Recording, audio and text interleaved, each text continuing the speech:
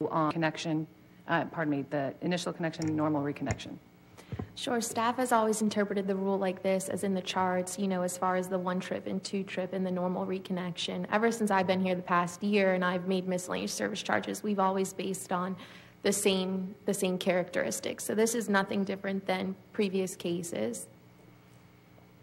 Commissioners, any questions on that miscellaneous charge explanation? Commissioner Pullman. Thank you, Madam Chairman.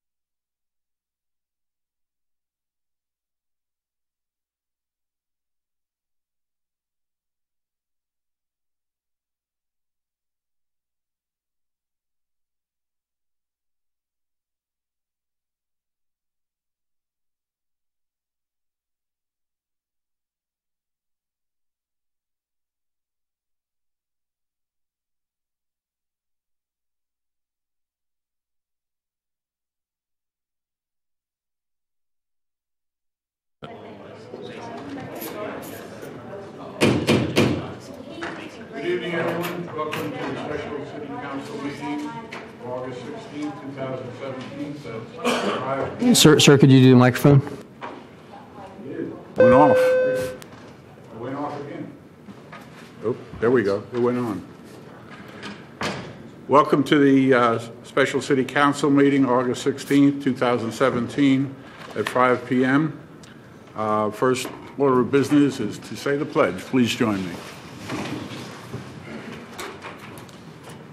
I pledge allegiance to the flag of the United States of America and to the republic for which it stands, one nation, under God, indivisible, with liberty and justice for all.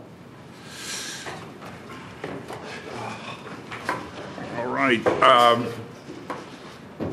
Second order of business is staff presentation. Mr. City Manager? Yes, sir. Loaded on your computer is 118 slides for this proposed budget tonight. I'd like to thank staff for their hard work in putting this budget together. It's been a challenging budget for many reasons that we'll discuss throughout the process, but I think we've got a very reasonable budget for your review, and that'll lead us into the budget hearings in September. I'd also like to thank PRM for coming in. They will brief you on the water resources portion, and Henry is here to do that presentation. Here's our agenda for this evening.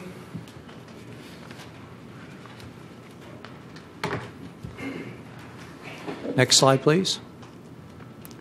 Here's the format that we'll use. I'll give you a presentation. Senior staff's here to answer any questions that you may have during the presentation. And as you know, this is a working document that we'll work towards adopting at the final hearing in September. Next slide. By statute, this is my responsibility. This is the City of Titusville's vision.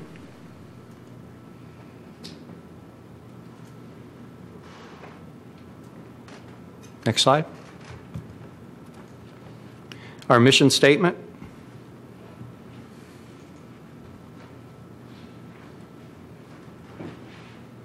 No, go back, please.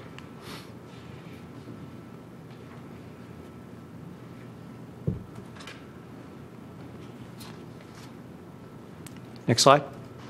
And as you recall from our citizen input workshop and subsequent meetings facilitated by Marilyn, this is the Council's strategic objectives for FY 2018.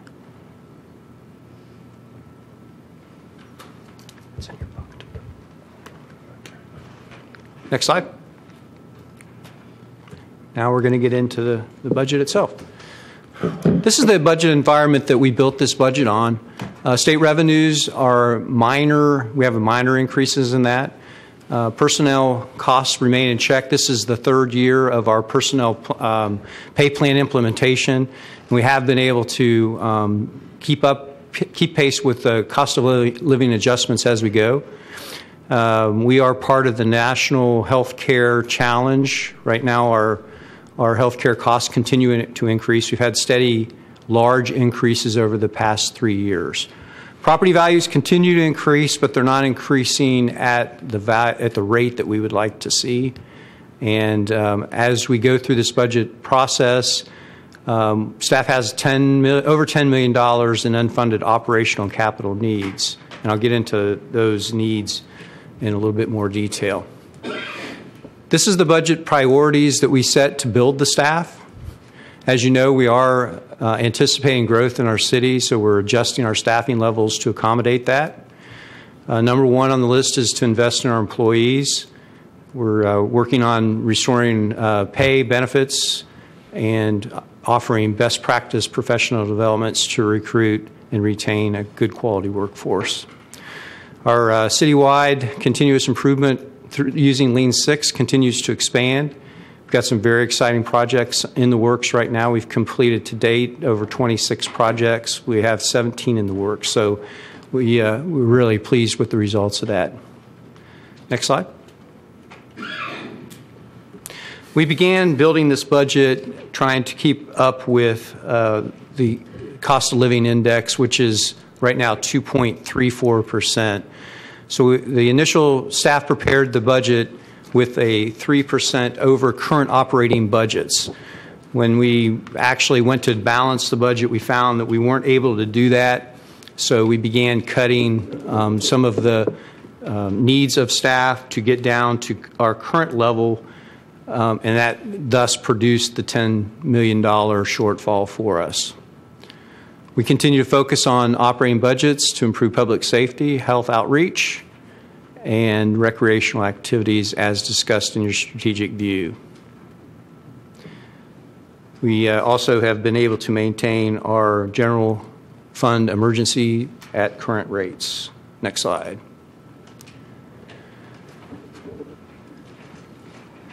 We're trying to get off of one-time sources of revenue. An example is we this year have felt we were going on reoccurring revenues for our roads. We've used one-time sources in the past, and as we have reoccurring projects, we want to have a reoccurring revenue stream to support those so that we don't have stop-starts. We have a good steady flow throughout. We continue to work on our credit rating. And next slide. Here's the budget highlights. The overall All funds is $118,901. It's a 0.82% increase over last year. General fund is $43,099, and that shows a 4.7% increase from last year's general fund budget. Some of the pressures on back please. Some of the pressures on our budget itself. Personnel costs are up about 3.6%. Operating costs are up 2.2%. Capital outlay, because we've closed out several projects, is down 26.6%. Debt service is up 7.54%. And transfers are down about 8%. Next slide. We began building this budget with a cost of living adjustment to our team members and employees at 2.5%. And as we did with the capital and operating, we weren't able to balance the budget at a 2.5% cost of living increase. So we rolled that back to 1.5 in hopes that with increased revenue next year, we'll be able to catch up and keep up with the cost of living. But right now, with that COLA in place, we're slightly below the national average in cost of living adjustments. We were able to accomplish the following of capital needs. 6 miles of roads is a standard, and that's what we have built in this budget. Employee health care is up 15%, and the city will continue to cost share dependent coverage at 50% level. Next slide. All revenues rolled together. This is what it looks like compared to years past. And if you can see the blue itself, it's all fund revenues. The purple itself is the $43 million in general funds, and then the line itself is the total line, which equals $118 million. Seen in a different way, this is where your revenue or expenditures is across the board for all funds.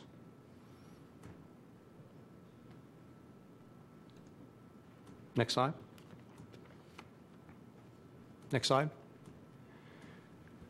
Busy eye chart, but 501 employees. This is our organizational chart with law enforcement, fire and emergency services, our great assistant city manager who runs the wheelhouse, community development, water resources, and public works, and the various manager positions and sections within each one of those. We redid the org chart about 3 years, Tom, and it seems to be working as planned. We've made some minor adjustments to it, but all in all, it's the same organization chart that we used last year.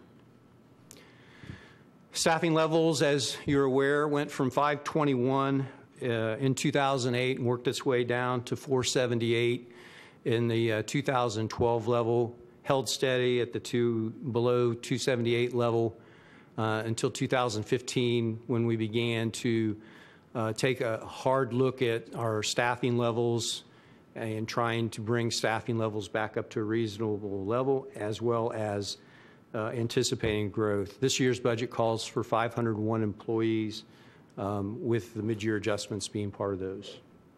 Next slide.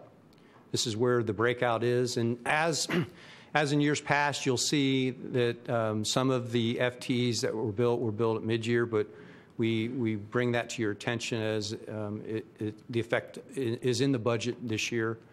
Primarily working to restore police and emergency services back up to reasonable manning levels, and we'll talk a little bit about the SAFER grant that we were awarded.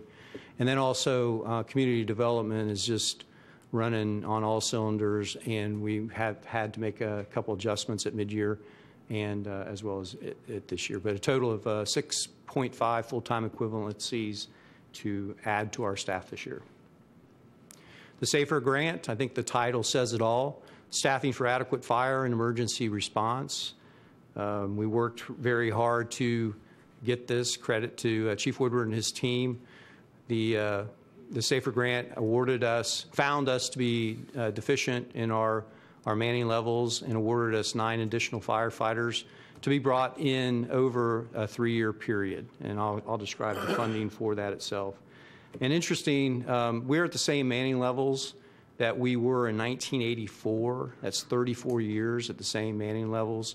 when we've experienced an over 400% increase. Next slide.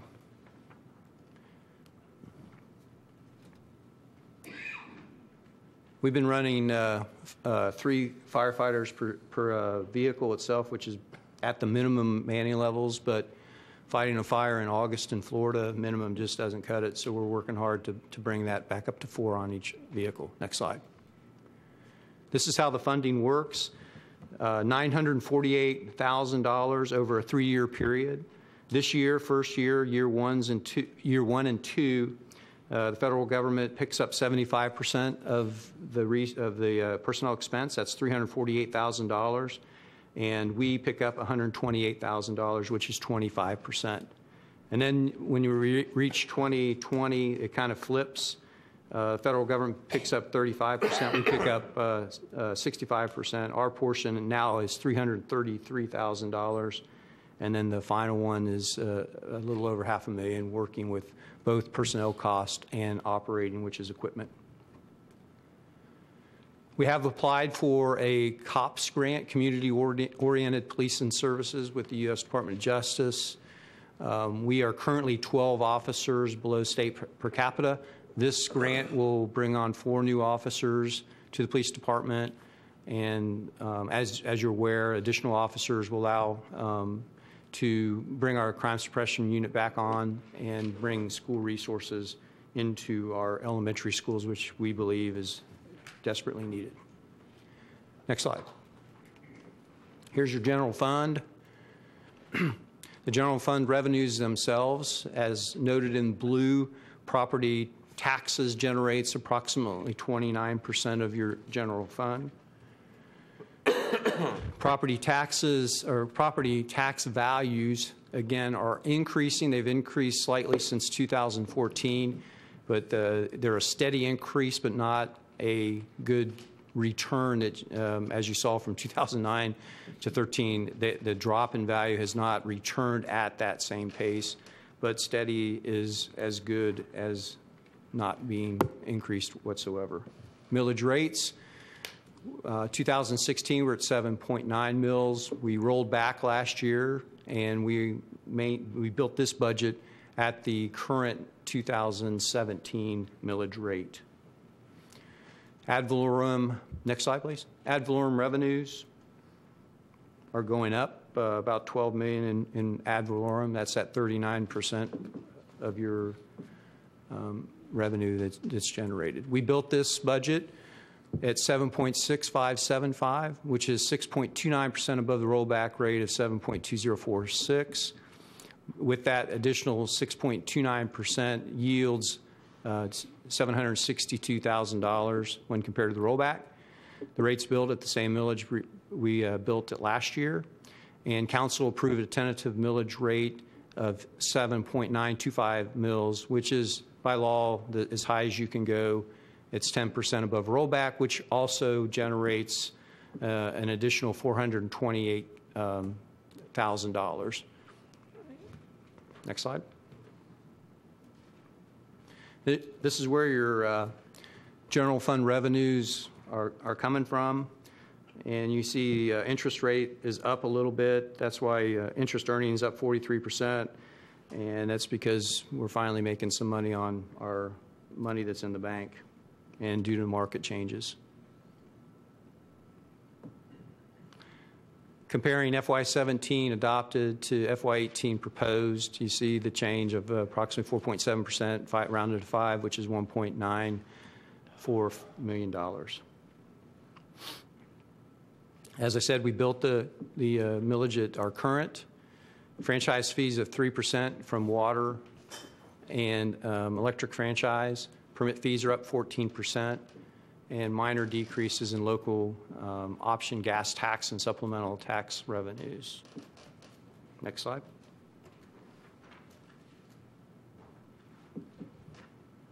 These are some more of the variances themselves.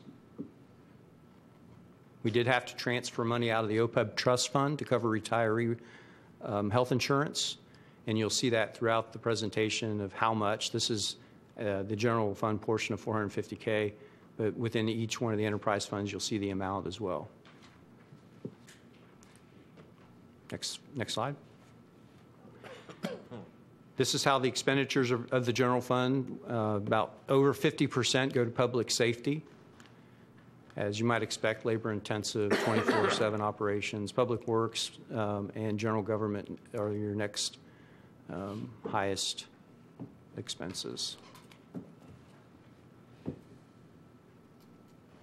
This is how it breaks out through personnel, operating, capital, debt, transfers, and fund balance. And again, we're up approximately 4.7% from last year's budget in general fund. Next slide. Last year, the personnel pay plan, 1.5% COLA, and the addition of 6.5 additional FTEs, and 15% increase in health care costs. That's the stress on personnel right now. Nominal increase in operating, about approximately 1%, and then we actually have decreased our capital by 5%, and that's due to a reduction in new vehicle purchases as we've rebalanced our fleet. Some more of the variances.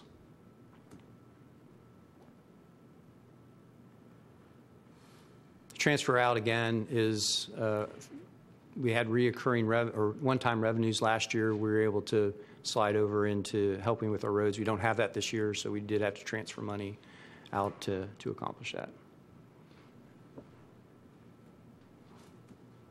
Next slide. Special events have continued to increase. Started at 52,000, went to 106,000 last year. 110,000. The initial request this year was 123,000. We had one event fall out, and the request now is $116,000. At Council's approval, we have recommended that the special events be capped at $80,000, which is a 35.36% reduction. And the previous council had suggested that incrementally each year we continue to work the special event grants down, as the county is doing now with their special events and other activities.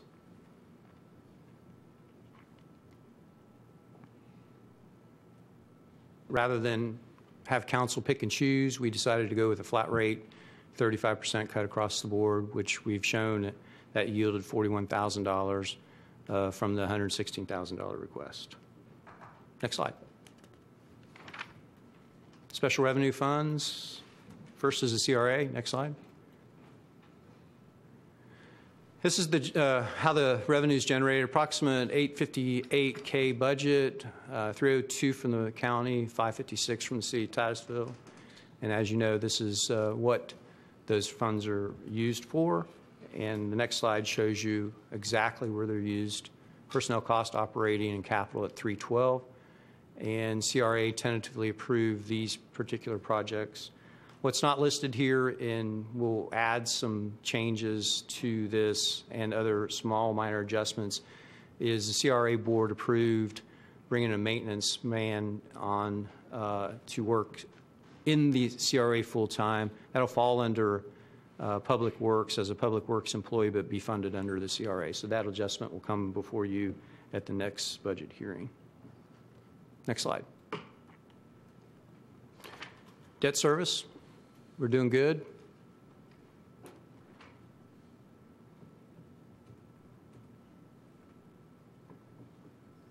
And the new debt that we took on this year, landing project, $6.5 million. The impacts felt in 2018 is we're budgeted at $134K, which will be reimbursed by the zone. Capital projects, that's what taking care of our own facilities. We have budgeted no capital projects at all this year. These were what we had to defer in order to balance the budget. It's $1.8 million. And these are the priority projects that we had in line. Still working real hard to bring our public works complex up to a reasonable standard. It's deplorable. The conditions right now that our employees work out of there is unacceptable. So that's the number one priority. City Hall, we're just going to have to kick the can down the road a little bit, as well as taking a look at our parking. The City Council will see the parking study at your meeting on Tuesday night, so we'll have to make some decisions on that. Tried to do some preventative by putting parking lot ceiling coating down on some of our facilities, but we're not going to be able to do that this year. Next slide. Holding at 6 miles of roads that cost approximately $319, 4.5 from city, and 1.5 miles from CBDG funding.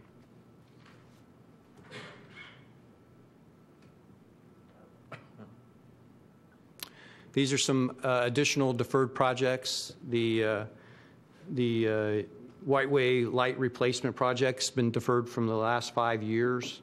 And what that essentially does is it changes the way the power, you see power right now run between the light poles. It puts it underground, and also for safety puts breakaway light poles into that where non-breakaway poles currently are at.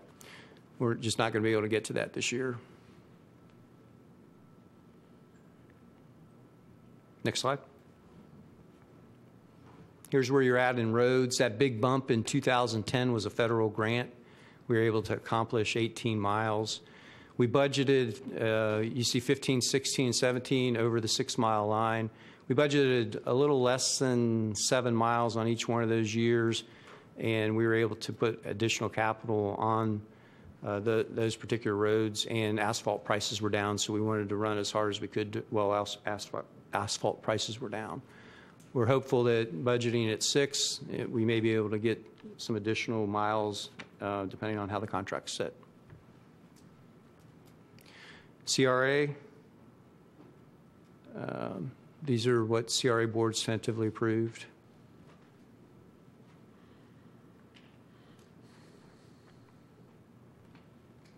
Next slide. Water Resources Capital Fund, these are funded. These are the projects that our utility is proposing. The Marina lift station upgrade, the last item, what we've experienced is the Marina's run for several years, 10 years, at less than 50% occupancy. We're now running in the low 90s, and during peak seasons with a waiting list. So what's happened is our facility's not able to keep up with the demand of our sewer system there. And so that's an upgrade that must be done. Next slide. These are what we've had to defer from water resources and capital improvements, a little less than $1 million.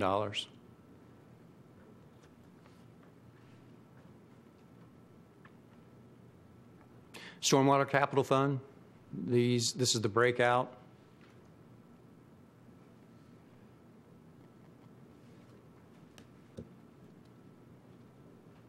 Next slide. And the unfunded items.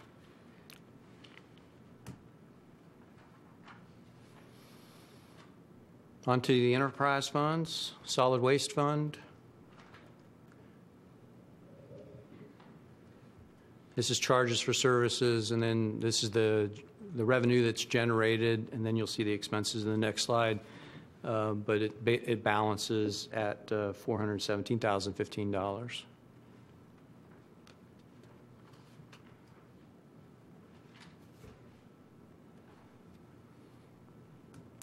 Some of the changes this year, there is a rate increase of 3%, which is approximately 34 cents per month, a $4.08 increase a year. That puts us at mid-pack compared to the other cities in Brevard County. And our commercial solid waste remains the lowest in the county, and fleet-wide charges were down about $263K. Another thing that we do in our city that others don't is we have bulk pickup, which is a good thing for our citizens. Next slide. Stormwater Fund. Stormwater Fund's up 2.5% rate increase, and it's offset by 5% early payment. And as Council's aware, you tabled the ability to collect by the tax rolls till next meeting. We've already budgeted in some of the savings into this upon your approval of that particular ordinance and resolution at your next meeting. And if not approved, we'll have to make some additional adjustments. Next slide. And these are your variances. Again, you can see the $23K transfer from the trust fund to partially fund retiree health costs. The COLA healthcare operating is decreased. Next slide. First time the Marina has been in the black in over 10 years. We're very proud of the services that Tom Lawson's team provides to our city.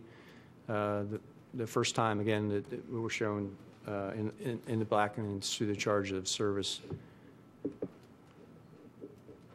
And the proposed expenditures, balanced. Next slide.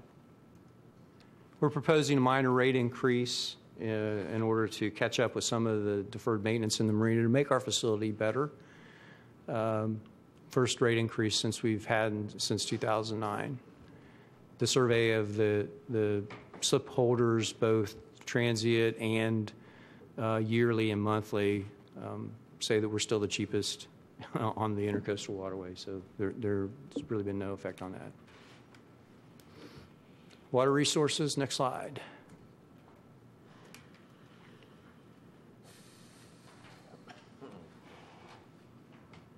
Revenue itself proposed at $31 million, and expenses, next slide.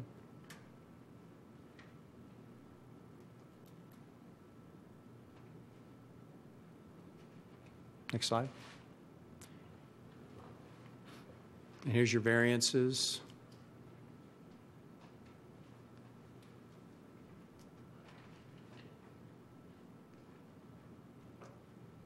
And $143K out of the OPEB trust for retiree health care costs.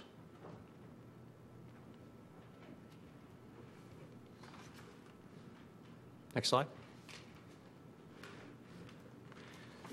And I will turn it over to Henry, who will give his presentation on the financial forecast update of our Water Resources Department.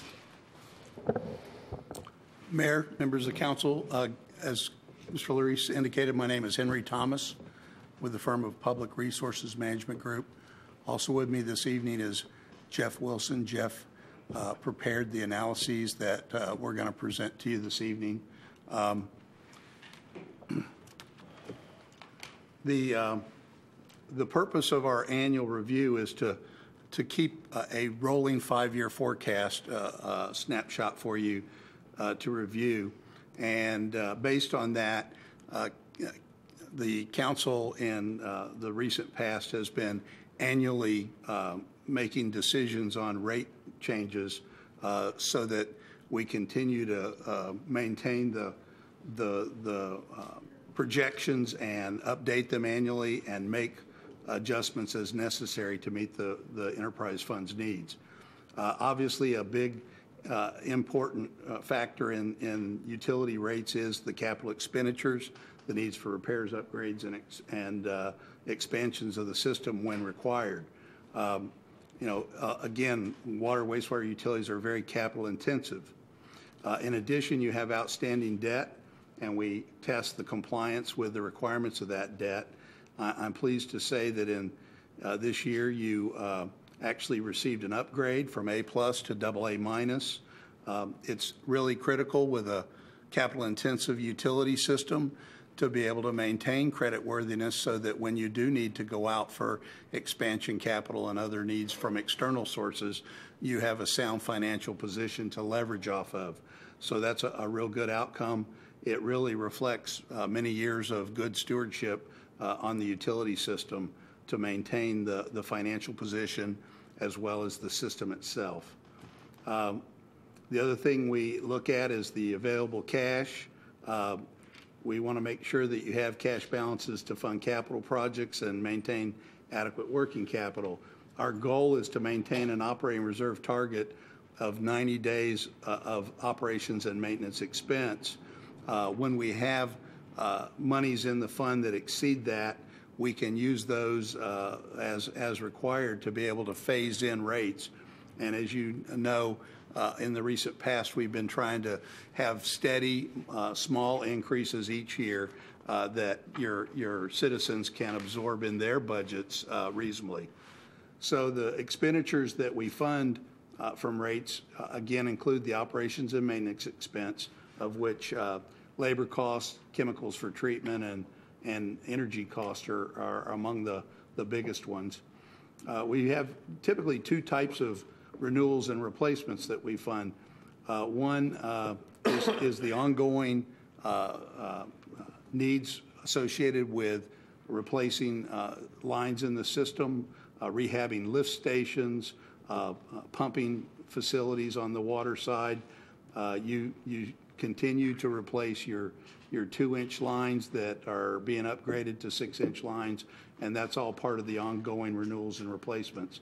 From time to time, there's a need for major renewals and replacements, particularly with treatment plant facilities, and hopefully those are being done to extend the life of that asset, and you've gotten many years, for example, out of your treatment facilities because you've been doing those major R&R requirements as needed. So one of the things we do, and we look at the funding needs for the system, is the recurring revenues that are needed for, are the recurring expenditures that are needed for renewals and replacements. We try to fund that best we can on a pay-as-you-go basis. That way we're not incurring debt for things that we need to do routinely each year and avoiding the interest costs associated with those ongoing replacements. Again, we have a combination of funding sources that are available to us, and in this case, there's at least one capital project that Sean will talk about that's fairly significant, and we're recommending that you consider getting a state revolving fund loan to fund that because of the size of the project in a given year would necessitate some borrowing there. Keep in mind that the state revolving fund loans right now are at very, very low interest rates. So it allows us to pay for this project over the life of the project. The loans are 20-year loans, and I'm pretty sure this project will exceed the 20 years. But again, you're getting very low-cost funding as well. So again, trying to maintain a prudent financial policy. We're again looking at cash balances. We're trying to manage the debt and make sure that we have a proper level of debt to equity. And again, I believe our strategy is to come up with a balanced and sustainable approach that meets the needs of the funding requirements of the system, but also uses reserves where available to phase in rates minimally over time. Since last year's update, there's a couple things that we wanted to point out. One is the system is starting to grow at a faster rate. We've had some real good results so far in 2017. Again, we monitor this annually so that we can adapt to changes. The forecast is sensitive to the growth because you have adequate capacity in both systems to serve new customers. The benefit of growth accrues to the system in terms of providing more net revenues as we grow. And this year, the forecast, we've increased it from the 50 units per year we've been using the last several years to 100 units. And we're hopefully we'll be able to exceed that. And if that's the case and that sustains itself when we come back in future years, we'll be able to look at the rate increases and possibly mitigate what we're projecting today to some extent. Again, if we do get that extra growth, that'll just strengthen the system and allow us to possibly avoid the level of rate increases we're projecting today. One of the things that I want to point out is your pay plan that you implemented. This is the last year of those increases that reflect a little bit of catch-up in your personnel costs, and this is the last year in the fiscal 18 number. In addition, to supplement the general fund, your rate revenues include a return on investment or transfer from the utility fund to the general fund. There are other transfers associated with operating costs, including indirect expenses associated with things like human resources, the management of the city system, finance, that all contribute to the overall operations of the utility system. This transfer is again intended to supplement the general fund, and the request is to increase it from 5% of revenues to 7%. That increase is worth approximately $500,000 annually, and I'll show you here in a moment what some of your other utility systems in the area are doing with respect to those kinds of transfers. One big increase that, as you're aware from your discussions on other funds that you're dealing with, is the healthcare premium increases. They're 15% over what we assumed for last year for 2018. On a positive note, in terms of savings, Sean was able to negotiate a reduction in the taker pay provisions of your contract with the city of Cocoa. In the past, you entered into agreements with Cocoa, extended lines to be able to purchase from their water system to supplement your wells. Now that you have the Area 4 wellfield project in place and operating, Sean was able to negotiate a reduction in that minimum taker pay requirement. We do want to maintain the interconnection with them and maintain some purchases, just one, because we've got a significant investment in the system, but two, it does give us some flexibility in terms of how we maintain our water resources in the city of Titusville. So that reduction is about $330,000 a year savings. There were some additional capital improvement projects that have been identified, and Sean's going to give you more details on that, but essentially we're looking at a lime solids handling facility associated with the water treatment. Our previous estimate was about $3 million. That has increased to $4.5 million, and again, Sean will give you some of the details on that. This is the project that we're assuming that you would want to fund with a new state revolving fund loan so that you can take advantage of their low interest rates. The beauty of the SRF loan is not only is the interest rate low, but you draw it as you spend the money, as opposed to bonds where you issue the bonds up front. That allows you to accrue interest during the construction period at a very low rate while you're using the funds, and you begin repaying the loan 6 months after completion. Another advantage of SRF, it is considered subordinate debt. And by subordinate debt, what we mean is that in the flow of funds or the payment requirements associated with the outstanding revenue bonds, the revenue bonds are primary and the SRF loans are secondary. SRF's always been willing to take that subordinated requirement. They do have their own requirements regarding your ability to pay, but again, having them placed as a subordinate loan helps the overall financial picture. And that debt service starting in 2020 would be approximately $300,000 a year. With respect to the return on investment, right now, again, you're at 5% of revenues, and you do base this on prior year's revenues so that you have a definitive number and you're not budgeting a number that can vary because of, obviously, with water system revenues in particular, they can vary due to rainfall and things like that. You don't have a lot of irrigation and you don't see a lot of variation in your revenues, but that is an issue. Down below, you see a number of other utilities, and their return on investment ranges anywhere from 4 to 10%. We have certain utilities in Florida, like the city of Tampa, that not only have, they call them payments in lieu of franchise fees and payments in lieu of taxes that even exceed the 10% level. So again, this is a common practice. I don't know many municipal systems that don't have a general fund transfer. I think that's a widespread practice that's almost across the board done throughout the state of Florida. Again, the request is to increase that this year. Based on those assumptions and new requirements and changes in growth, last year's plan, we were looking at a series of 2% increases in both the water and wastewater system.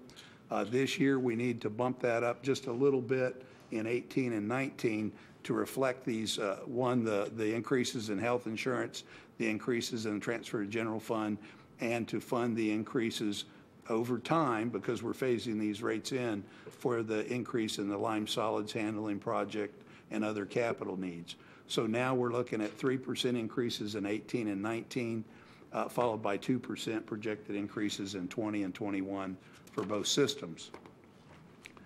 Just to summarize, the overall reasons for the request for the increases is, one, we operate the system under the assumption that costs will continue to inflate over time.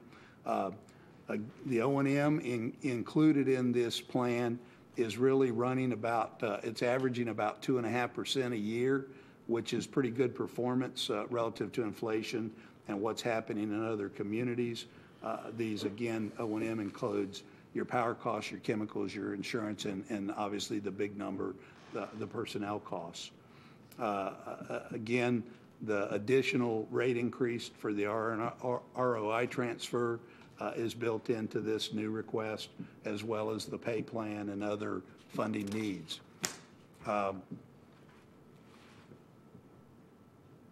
Throughout this, we maintain a minimum cash balance of 90 days. We've reflected the new debt from SRF and the debt service and coverage requirements associated with that. We've tested the debt service coverage requirements, and again, we believe that your capital plan, which has been ongoing and reasonable, helps maintain reliable service on the system. At this time, Sean's going to discuss with you some of the details of the capital plan, and then we'll come back and talk about the impact of the rate adjustments on your monthly rates. Thank you, Henry. I know earlier in the presentation we had a list of what's in the budget for the water resources capital improvements, and here's a list of some of the larger ones or some of the highlights. I've got the list here. We'll talk a little bit about it, and then after this we'll move on to, I've got some pictures to kind of help orient yourselves to what it is that we're talking about. I realize that us in the water and sewer industry kind of get our heads buried in this, and sometimes it's difficult for us to explain exactly what we're talking about. So the first thing I want to talk about is the upgrade to the Osprey water reclamation plant. Now, this is not going to be hitting, it is part of our budget, but it is not part of the rate study because this is externally funded. And I wanted to bring this up because this is a major win for the city of Titusville. If you're not aware, the Save Our Lagoon program, which is a half-cent sales tax that was approved 6 to 8 months ago, is funding an $8 million upgrade to the Osprey water reclamation plant. These upgrades that we're going to be doing had not been budgeted and had not been scheduled, but they were upgrades that at some point would have had to have been done to the plant. This plant is the oldest plant that the city has. It was originally built, I believe, in the 50s and has been upgraded a number of times. But really, this is a great windfall for the city, as well as this will help keep down future rate increases as we move out over the next 15 years in the lifespan of the existing equipment at Osprey.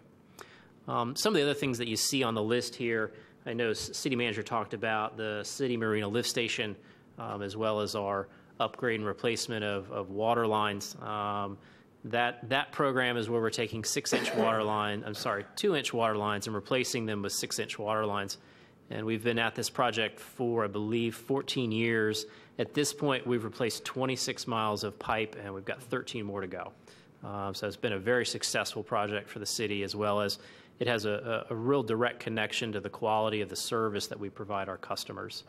We've got a number of other water and sewer projects coming up, pipeline projects, as well as meters. I know we've talked a lot about meters, metering technology, and how that connects to customer service.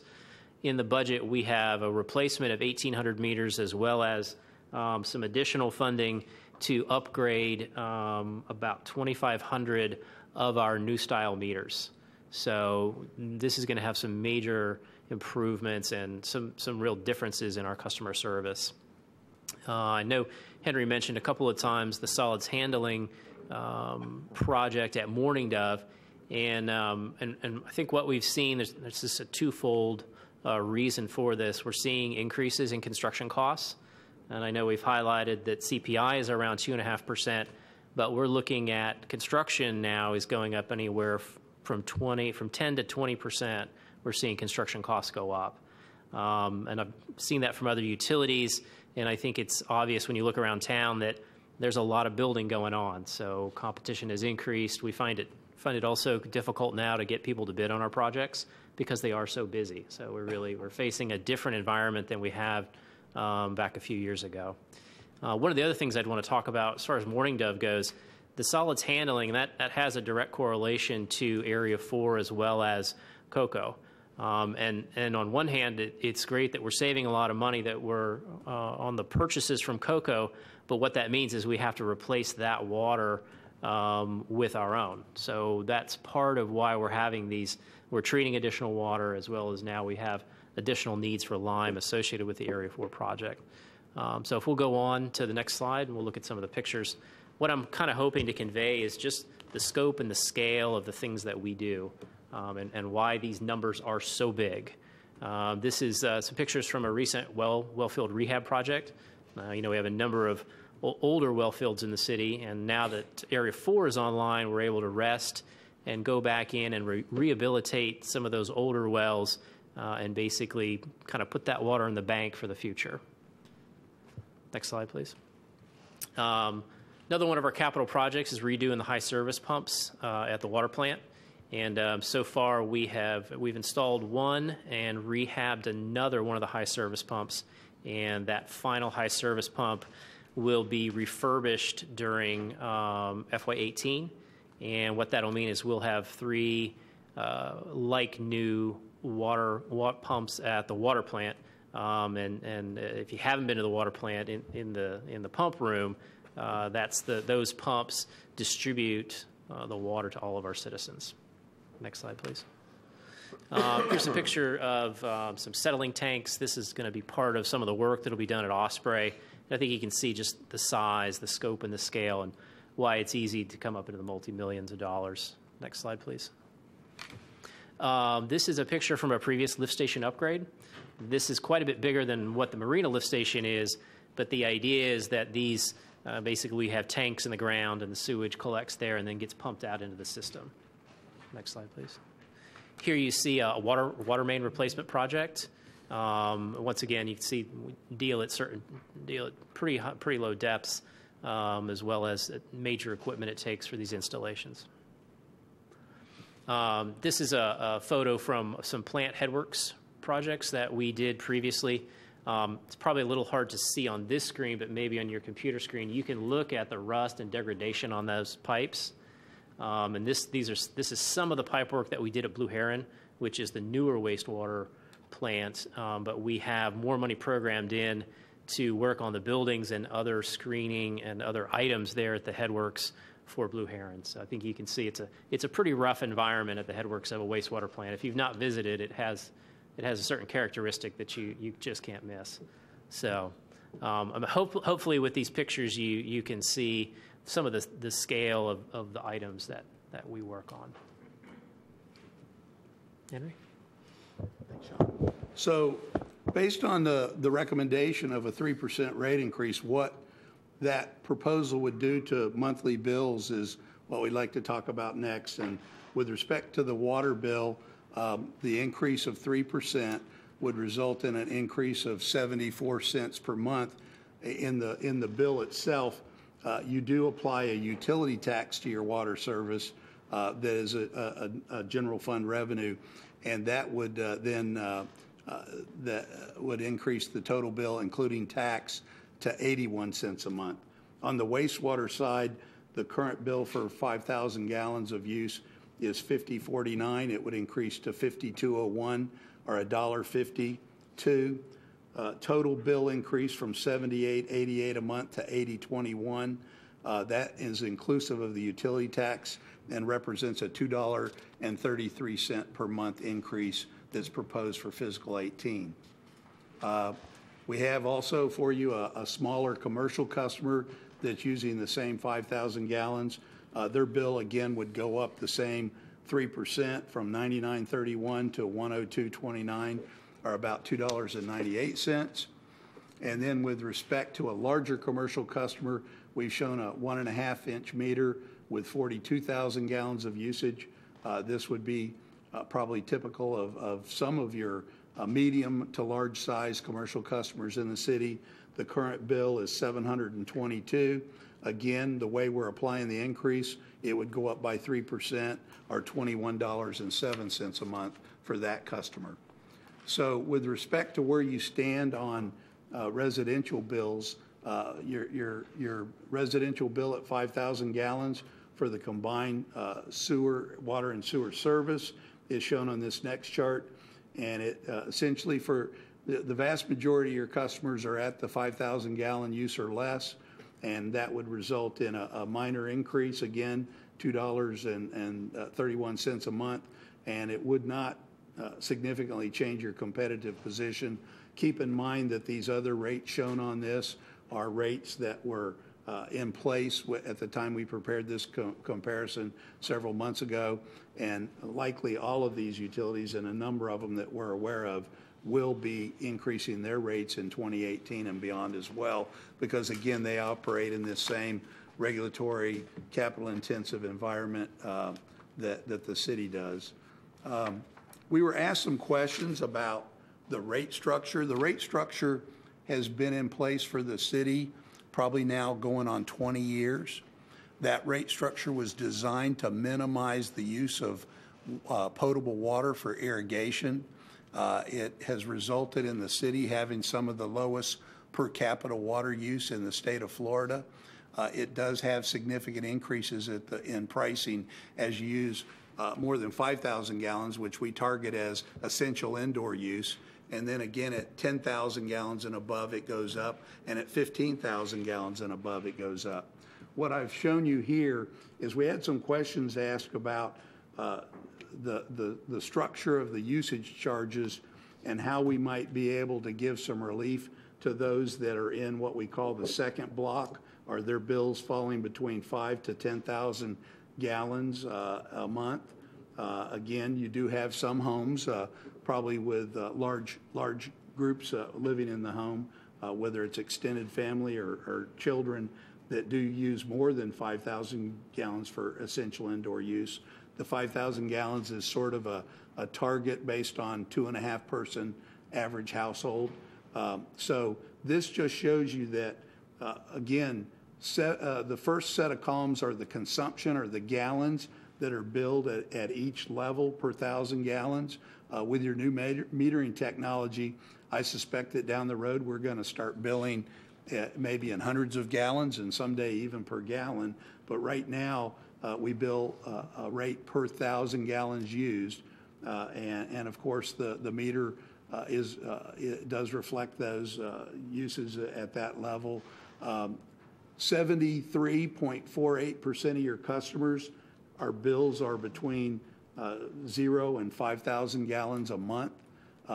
That's, again, about 14,300 customers, and that equates to just under 72% of the sales, or 71.6%.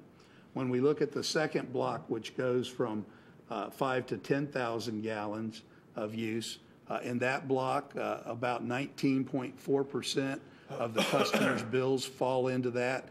As you can see, it declines steadily as you go from 5 to 6,000 gallons. At about 6.5% of the bills, or 1,200 bills, it declines down to about 2% by the 9 to 10,000 block. This group, because they're using a little more water, represents just under 20% of the sales, or 19.7%, and it's 19% of the customers, or about 3,780 customers on average that fall into this category in our billing system. With respect to the Block 3 and Block 4, which are clearly discretionary use blocks, and those prices are designed to discourage water use. In this case, about 5% of our customers use, on average, between 10 and 15,000 gallons a month. That equates to about 5.6% of the overall use. Again, those numbers don't vary a lot because you don't have a great deal of customers in that category. Only 963 on average hit the the 10 to 15,000 gallon block.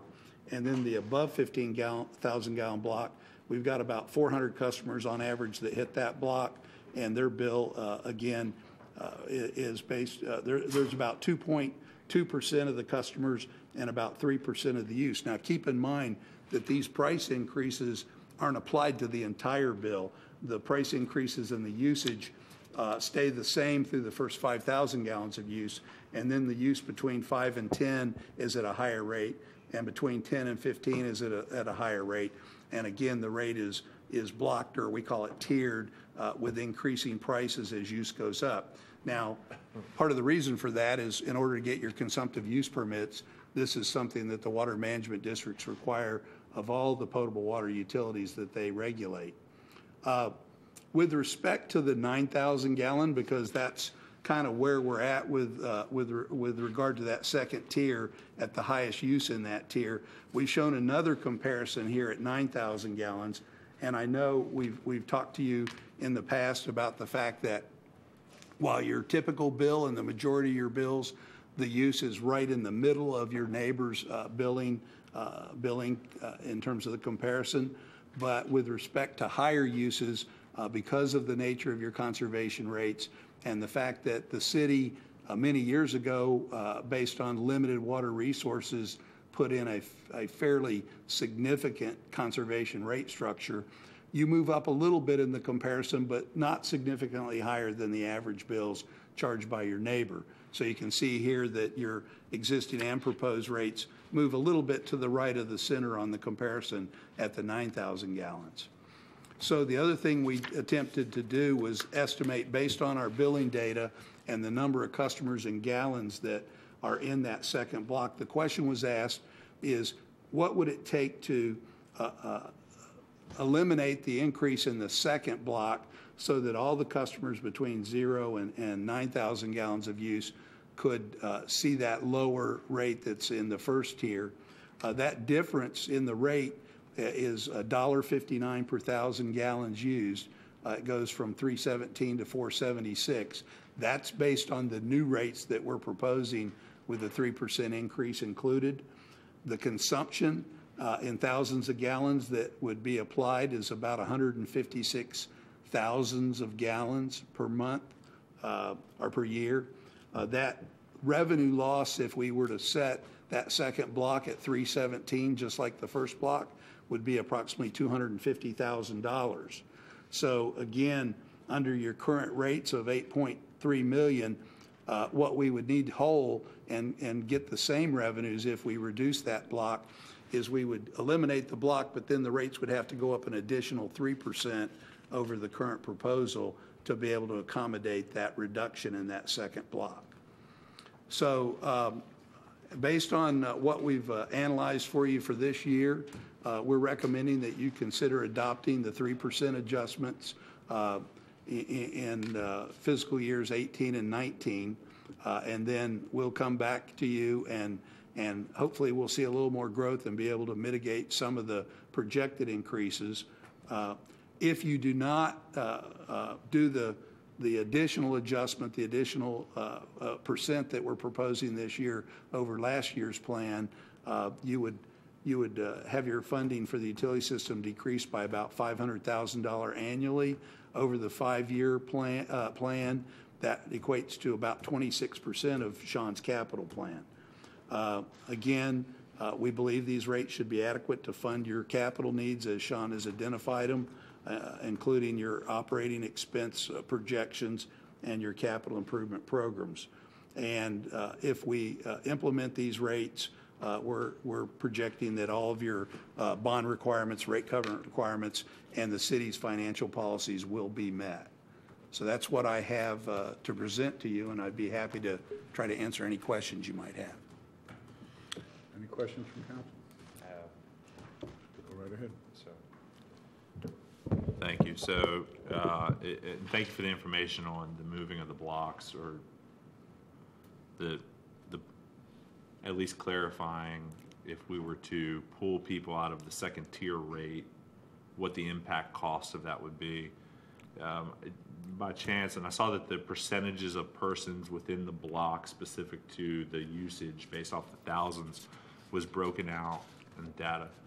By chance, did you happen to play around with if we just pull maybe group 6 and 7 or the 6,000, 7,000 group out of there? Because so if we split the difference. Right. So instead of doing the full block 2, can we go from 5,000 up into 8,000? Or Well, 7,000 to 8,000? Because that's 10%. That's 10% of our population at least. So let's just say that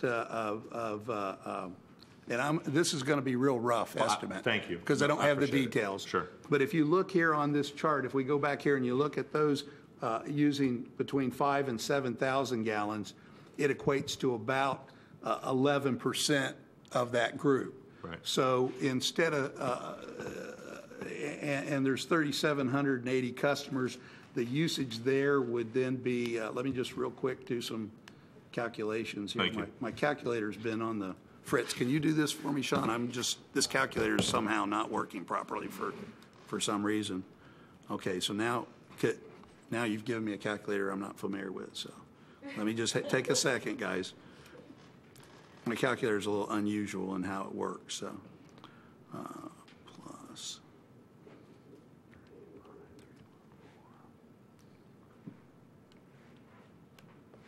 So that would be, instead of, in our analysis that we showed you, where there was 156,000 gallons, if we reduce the rate just for the 6,000 and 7,000 gallon components of the block, that would be about 93,977 gallons. Right. If we multiply that by the $1.59 difference. At 180. Okay.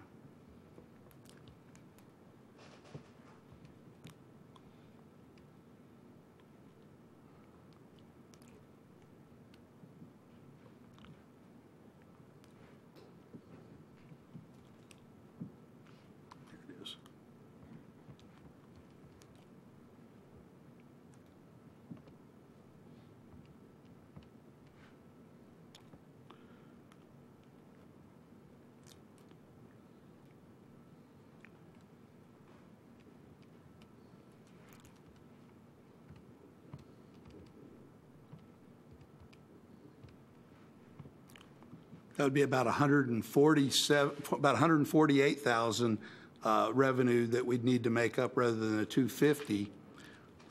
If I look at that, And then for the estimated overall increase, so the bottom percentage. it'd be just under 2%. Right. Because again, if you look at those tiers, most of the use in that block is in the first two levels, because it declines as the use goes up. Okay. All right. So you'd still need, again, the rate structure has been in place now for probably 20 years that you're facing. So I think in terms of the water management's perspective, I think they're really positive on it. And, one thing that has happened is that, again, for all practical purposes, you don't have a lot of people watering their lawns with your potable water. Now, I've got some clients where they have really neighborhoods with large homes with large, expensive landscapes. And one of the things that they face, in addition to the need for the water that they have to broker with the water management districts, is that when you have different rainfall levels, they can have pretty wide swings in revenue because, again, that irrigation use is at the highest price. So in terms of recovering your cost, it's the most valuable. And what happens if you get basically when you have a lot of higher users and you have a lot of rainfall, you can end up falling short on your revenues for the year. And, to cover that, you need even more reserves. So again, one of the things I would tell you is that your revenues have been pretty steady year over year because you don't have a lot of irrigators. So there's not a lot of change year to year based on irrigation use. Thank you. If I could, I'd like to add one more thing. We've done an analysis of the revenues that would be lost if we modified the blocks.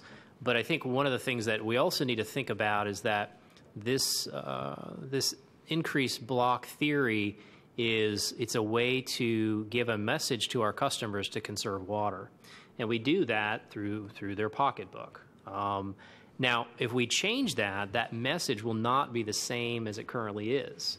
So what we would predict then is that usages will go up. If we're not encouraging conservation, then our overall usages will go up. Currently, our water and sewer plants, we have capacity out till about 2030.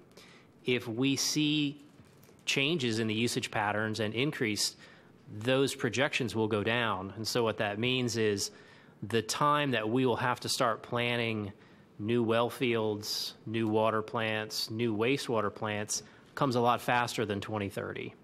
So while we may be saving some money for our customers on the front end, I don't know that we'll be saving them on the back end. And I would like to also explain, I know we had spent a lot of time, about 10 to 15 years it took to get Area 4 started.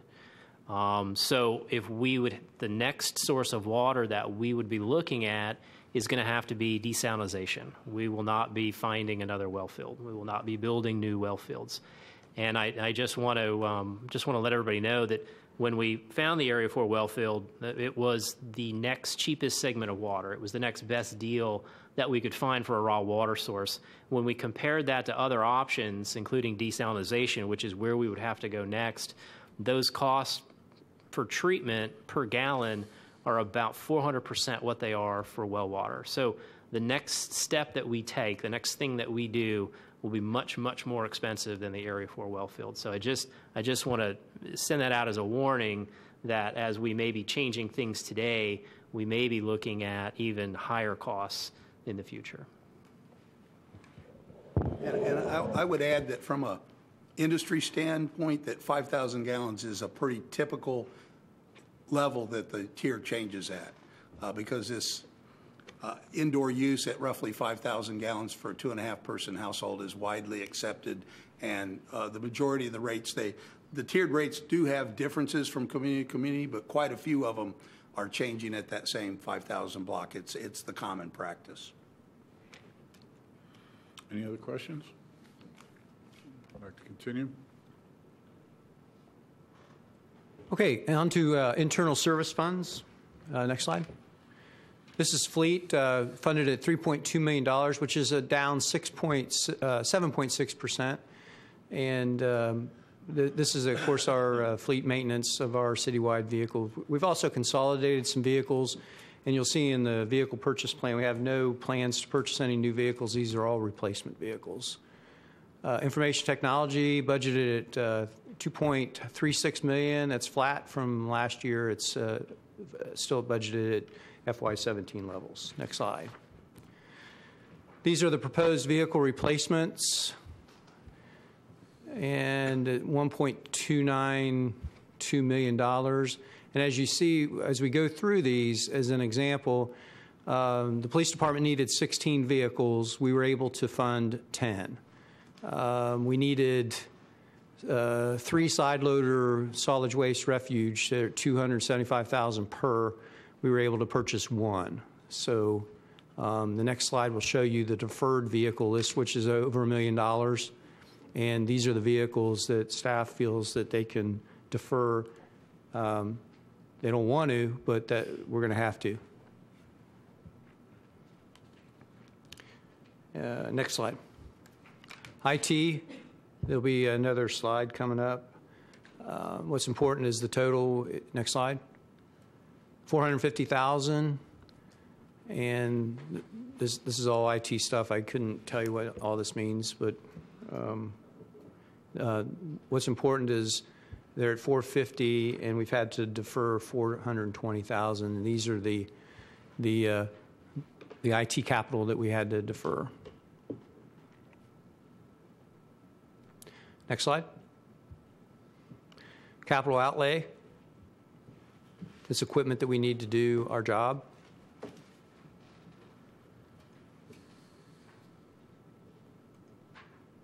Next slide. And internal service funds as self-insurance and dental is no change.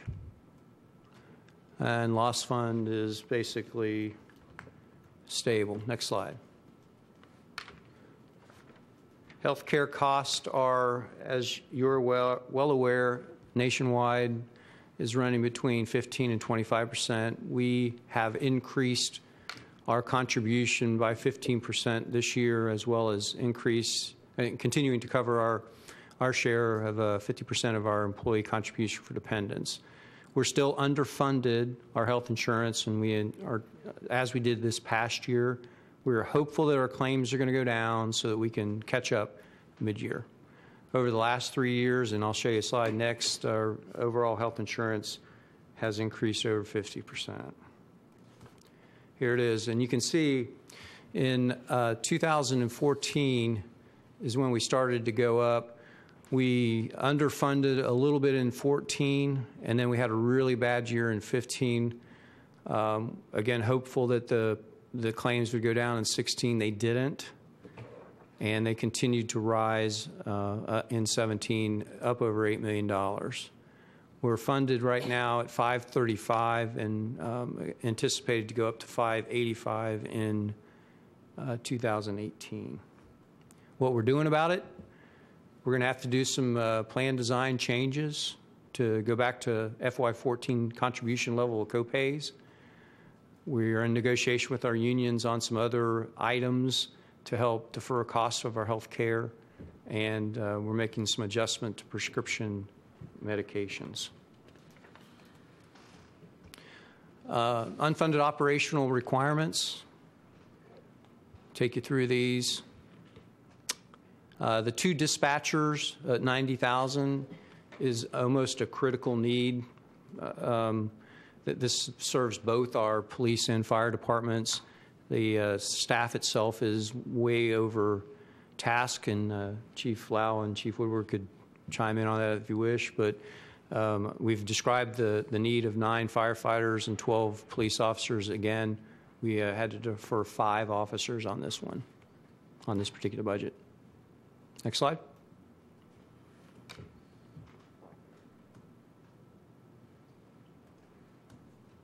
Next slide. So total deferred in operations is $841,000. And a summary of operations, that's at 841 we just showed you. IT, vehicles, and capital, and then the 2 capital improvements, both the general and enterprise fund, totals a little over $10 million. As you're aware, future stresses on our budget. We're not sure if healthcare will fix itself next year, so the design changes will assist. So we're not going to have such a large swing in healthcare, but I can't estimate the number of claims that we're going to have or the magnitude of the claims. Reassurance has helped this year, but we are not sure what the reassurance rate will come in at, which will be an additional cost incurred to the city. Anticipate the homestead exemption passing, which will be another $500,000 to $1 million based on our current $7.6 million to our budget in 19. Next slide. So for council's consideration, options you can consider at the public hearing. You can adjust the millage rate to fund budget modifications. You can fund additional items or a combination of both. And know that the tentative millage that goes up to 7.9 will produce about $400,000 in revenue. And with that, Mayor, I'll turn it back to you for public comment and questions. For you, yes, sir. Using the police cars as an example, we're 6 cars short, correct? Yes, sir. What happens? What do they use at that point? Old cars or, sir? We will double up. We'll have, instead of a take-home car, when that person's off, that car will go to another person that's working. The pro is we're able to continually do the job. The bad is we're doubling the mileage on that car, almost compounding the problem. It'll get half the Yes, sir. And Mayor, if I could add, one of our lean projects that the police department's undertaking, because they have our largest fleet, we're taking a look at some of our older vehicles, and it's actually more expensive to keep the older vehicle than to purchase a new one, especially at the rates that we run and operate our vehicles. So we'll have that study back and with some recommendations, and we may wind up trading out some vehicles sooner because of the cost to maintain. And just some raw data, Chief, if you could share some of that with us. There's several vehicles that purchased in '08 where the total life of the car, we've spent more in repairs than the initial cost. And the majority of that is in the last 2 to 3 years. So if we could, I mean, if you did the math out and did the division divided by 2, the debt services for a new car is less than what we're paying. So we can actually lower our repair costs and move it over to balance a new purchase. Yeah, it sounds like we're being penny wise and pound foolish if it costs that much more to keep a car going when you could replace it with a new car and basically save that amount. It just doesn't make a lot of sense. And it should also be noted that as technology, the cars have more and more equipment in it, and so it really is a challenge. So we can have an older car where an older video goes down, and then that video is not in service. So it compounds. The issue's compounding, but what I'm pointing out is that we're not saving the taxpayers any money by doing that. We're actually probably costing them money. And that's one of the reasons the lean project is underway, and that's the whole process of the Lean Six, to find these type things and work more efficient. Well, I'm sure we'll talk about this more at the meetings. Thank you. Anyone else have any comments? I see none. We're ready for sorry. Public comments, Yeah. sir? Okay, that's a council. Any petitions from the public present? Anybody like to speak right now?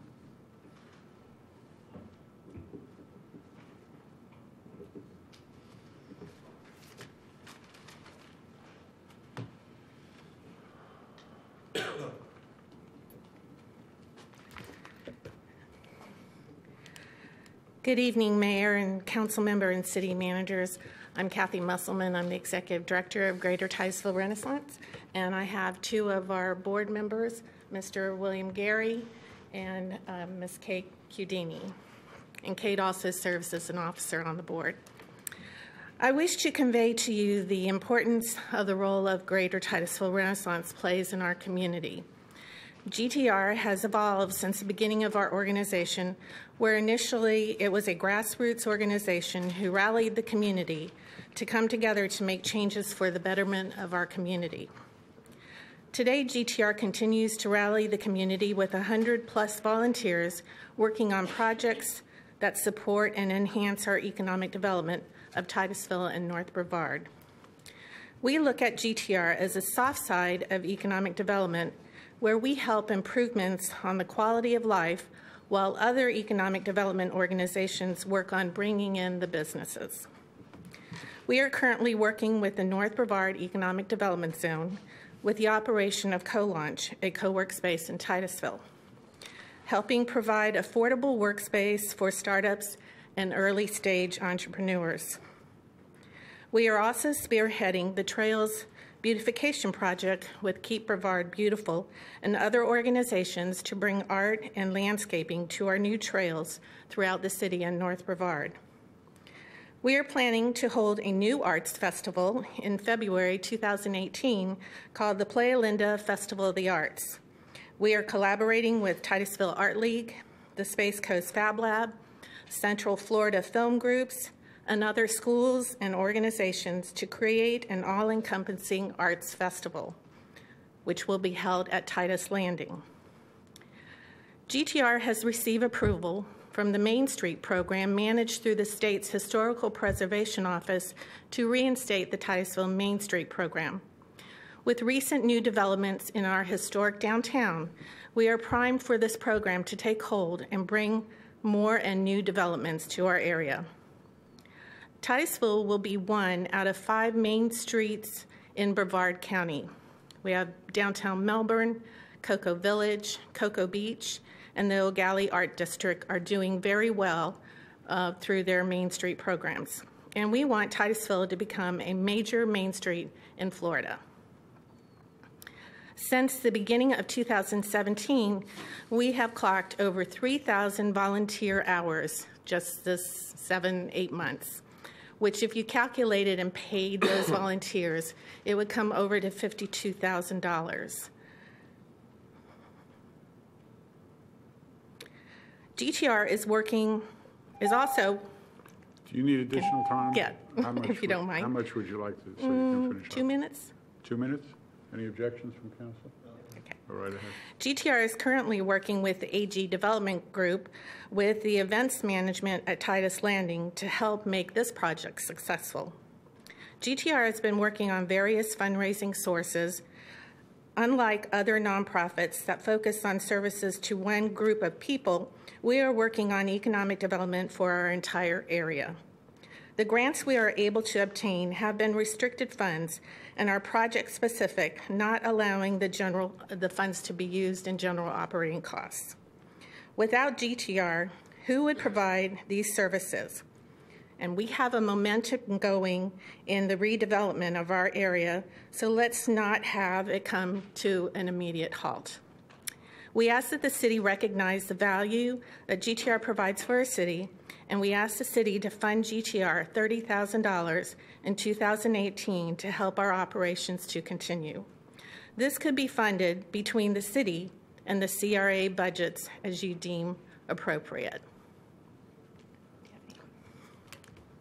Go ahead. I would just like to say, as a board member, there would be quite a void in the community if GTR were to cease operations because of a lack of funding. I think GTR fills the gap in an intangible way in creating a sense of community within the North Brevard area. So I just ask that you please give our request your utmost consideration. Thank you. I think you're going to need more time. Would you Since we are out of time, I concur with Kate and ask that you fully fund the request that we've just made. Thank you. Very perfect. Thank you. Council, you have any questions for the speakers? Okay. What grants have you guys received in the past that were restricted? We received a county beautification grant, and we also received a county arts grant. Okay, thank Any you. other questions? I don't see any. Thank you. Okay, thank you. Thank you.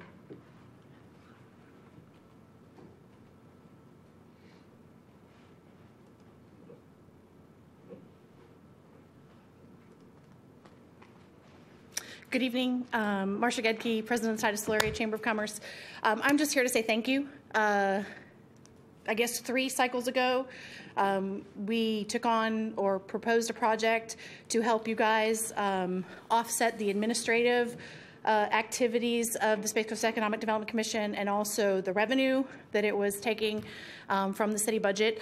And so we're here 2 years later at the end of that contract, and we've 100% relieved you of administrative responsibilities, and we're in the final quarter of our contract. So with this fiscal budget, this fiscal year that you're looking at, there is no request for any funds for the continuation of administrative support of SEDC. And I just really wanted to thank you because it was an unusual proposal. You guys had to step out on faith that we would be able to take that off your plate. And so I just really appreciate the partnership and the opportunity that it's presented. So I really think we should be thanking you, Marcia. Any questions for Marcia? Marcia, I had a question, maybe not specific to that, Sure. but actually to the Welcome Center. Yeah. And integration into that. And City Manager, you may be able to help me out with this. just as far as if you might be able to help us out with how was that experience? How's it been going?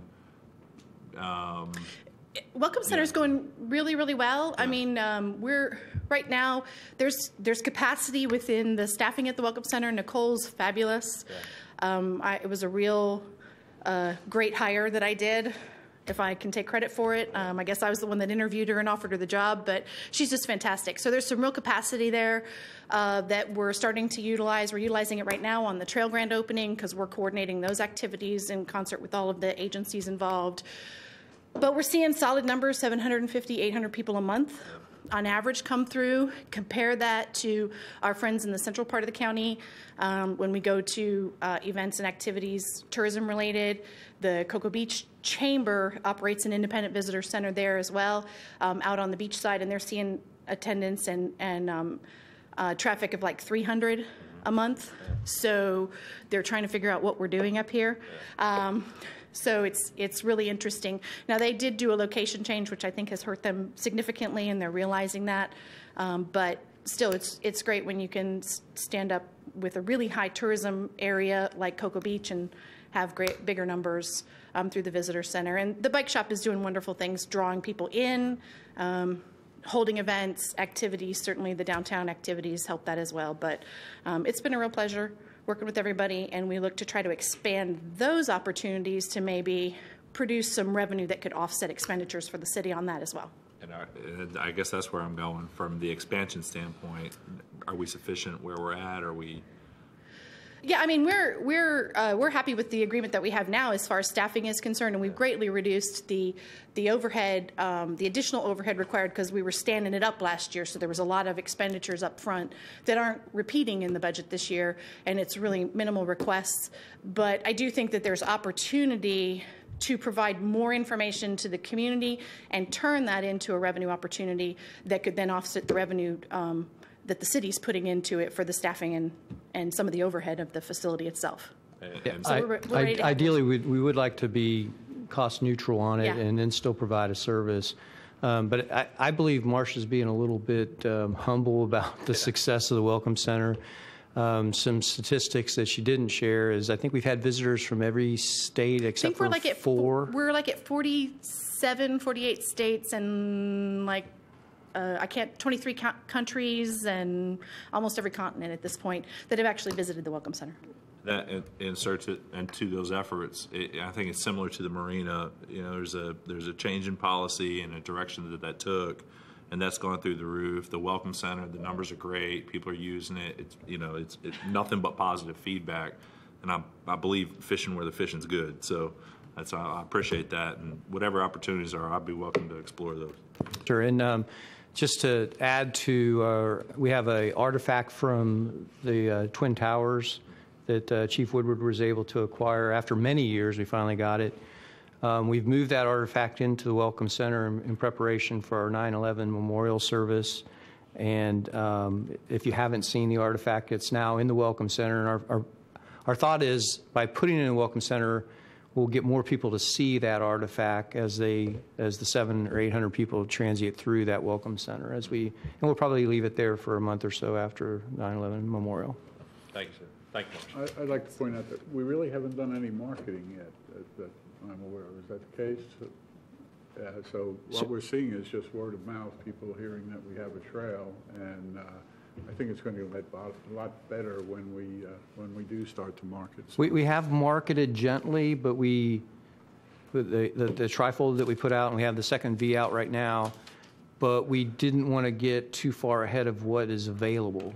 Yeah, no, I understand. Yes, sir. We have to grow into it, basically, but I'm just pointing out that these are without any appreciable marketing. Early numbers. Some of the prior. But we did do a rack card, and the rack card is in all the Visit Florida Welcome Centers because we did get official Visit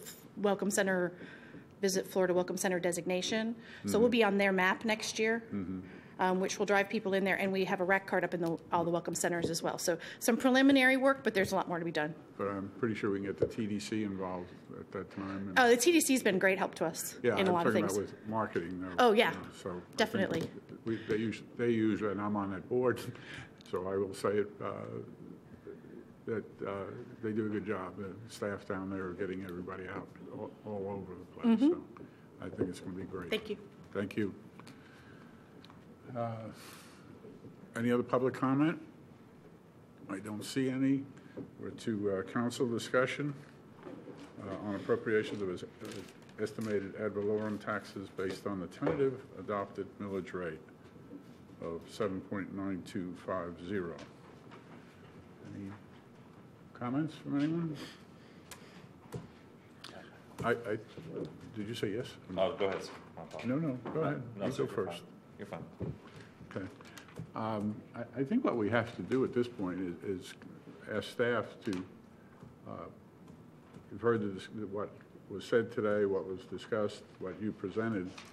I don't know how I could come up with a number that would be correct and try and figure out what things we absolutely have to have or should have and what we can do without. I think everybody can see that our budget has a lot to be desired. Obviously, we can't do it all in one year. We're looking how to be as frugal as possible, but being frugal to me means saving money, not just shifting things around so it looks like we're saving money and actually going to cost you more money in the long run. So I think, City Manager, if you will take it on to come back with some recommendations at the next budget meeting. Sir, our budget that we've proposed is our recommendation. And if you choose to go above our recommendation or below our recommendation, below would be cutting. Okay. I was giving you opportunity to look at some of these other, I was trying to. What we will do at the first hearing is we will present those deferred items again to you. And each staff section will prioritize within their section those priorities that they view as number 1 through Z. Okay. They will give it a rating, is what you're saying? So they'll prioritize their requests. Okay. I understand the word prioritize. Will each department, by prioritizing them, that'll give us a rating, is that what you're saying? As to what's the most important? Yes, sir. Okay, but they won't actually tell us what they have to have at that point. We can discuss that at that meeting. Yes, sir. All right, thank you. I had some questions for Yes, staff. I think he was next. Thank you. I think I'll take a swing at this. If anybody wants to speak, just turn your light on. That's the only thing.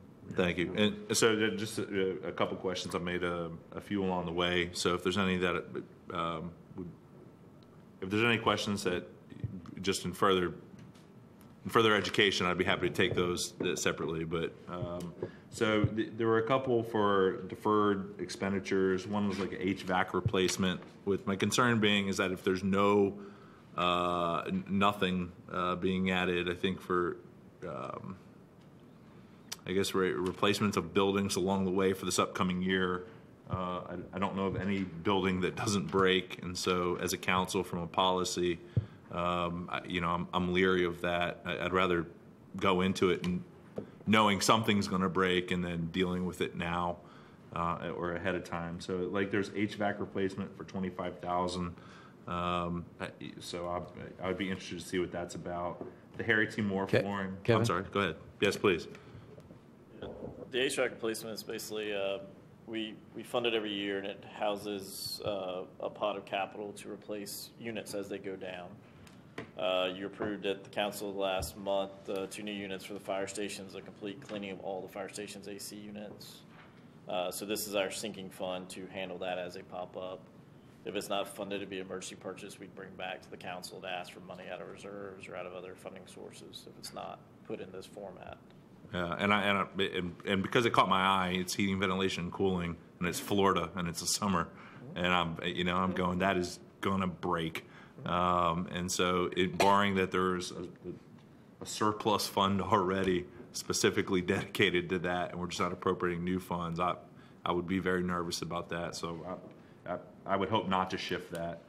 The Harry T. Moore flooring at $40,000. I was inquisitive to what flooring we're talking about over there. All the tile floor in the building needs to be replaced. We're replacing the lobby with carpet now under approved contract. The remaining tile will be salvaged and repaired by our facility staff until such time it's funded. So within the kitchen, you can't do carpet, it has to be tile. Within the common eating area, it has to be tile. So those 2 areas are in need of replacement, but we'll bandage together repairs with tiles we salvage Okay. for the time being. I guess where I'm going with that is if it's usage for the tile that's in the kitchen, I think that there's some capacity we have where it's not necessarily a high use area if I understand. So if it's a matter of we're sending it to next year or coming back on it. But I look at the Harry T. Moore Center, there's a reason it has the name. There's a legacy to it. And I think that by investing in that building itself, it shows a commitment not only to the community but also to something that's of value. And so, I once was told that that's a diamond, and it should be treated like a diamond. So, barring that there's a longer-term plan that does something totally different with that building, for flooring for that. Because I go walking in, you got new carpet, you got new floor, we got new paint last year, we put flowers out there. I think it would be great. Take the win, continue on it. And again, I think if we don't have the funds to invest in challenges and statistical poverty, at least we can acknowledge a legacy that was left to us by somebody who was a great man. So, the Harry T. Moore flooring is big to me. I had a question on, fleet maintenance for their solid waste trucks. As we talk about our rates for solid waste being fairly low comparatively to other communities, those trucks are a big ticket item. And I know that, our trucks look great, so there's some newer ones in there. And City Manager, I guess, can you help me alleviate some concerns I might have in saying that we have low rates, low money coming in, our trucks are new today, but to Chief's point, our trucks are going to get old. How long do we have? Should we be more aggressive, I guess is my question. Well, we deferred a couple automated side loaders. The bulk of our side loader fleet came online when we first automated, so they're aging to 7 years now. We do have newer ones filling in behind them. But we did defer. We had solid waste did absorb the bulk of the hurricane cleanup in our expense, not the city. So we can't really aggressively. We're already at 3% rate increase. To go above that, there would be an offsetting rate increase to raise it to 5 to 6% increase. Right. Which does keep us in mid pack or upper pack, but does put us aggressively higher than the county's increases. So that's certainly something that can be looked at. They're not at the point because it does take 8 months to a year to build a truck, so they're not at critical need yet. We do have a couple that have been replaced recently. And sir, and I would just, on a side conversation, maybe just if I can get a little more educated on, because it's a big ticket, and I think we've done a great job. I think, and sir, to your credit, we've done a great job at identifying these capital expenditures that are heavy lifts and taking them head on. So if from a policy standpoint, we need to be, as a policy, more aggressive in that rate, I would be open to being more aggressive in that rate because of the capital expenditure. The blighted buildings, there was, I think, $40,000 in for that, somewhere about. And that was as deferred. I would, and Chief, you might be able to help me out. Kind of what the impact of these blighted buildings might be relative to criminal activity. Over the past 2 years, Code has been extremely aggressive in taking some of our blighted buildings and getting them bulldozed. All this would do is defer, for a little bit. It takes some time to get through the legalities, and Code felt they were able to just defer that for a year. Okay.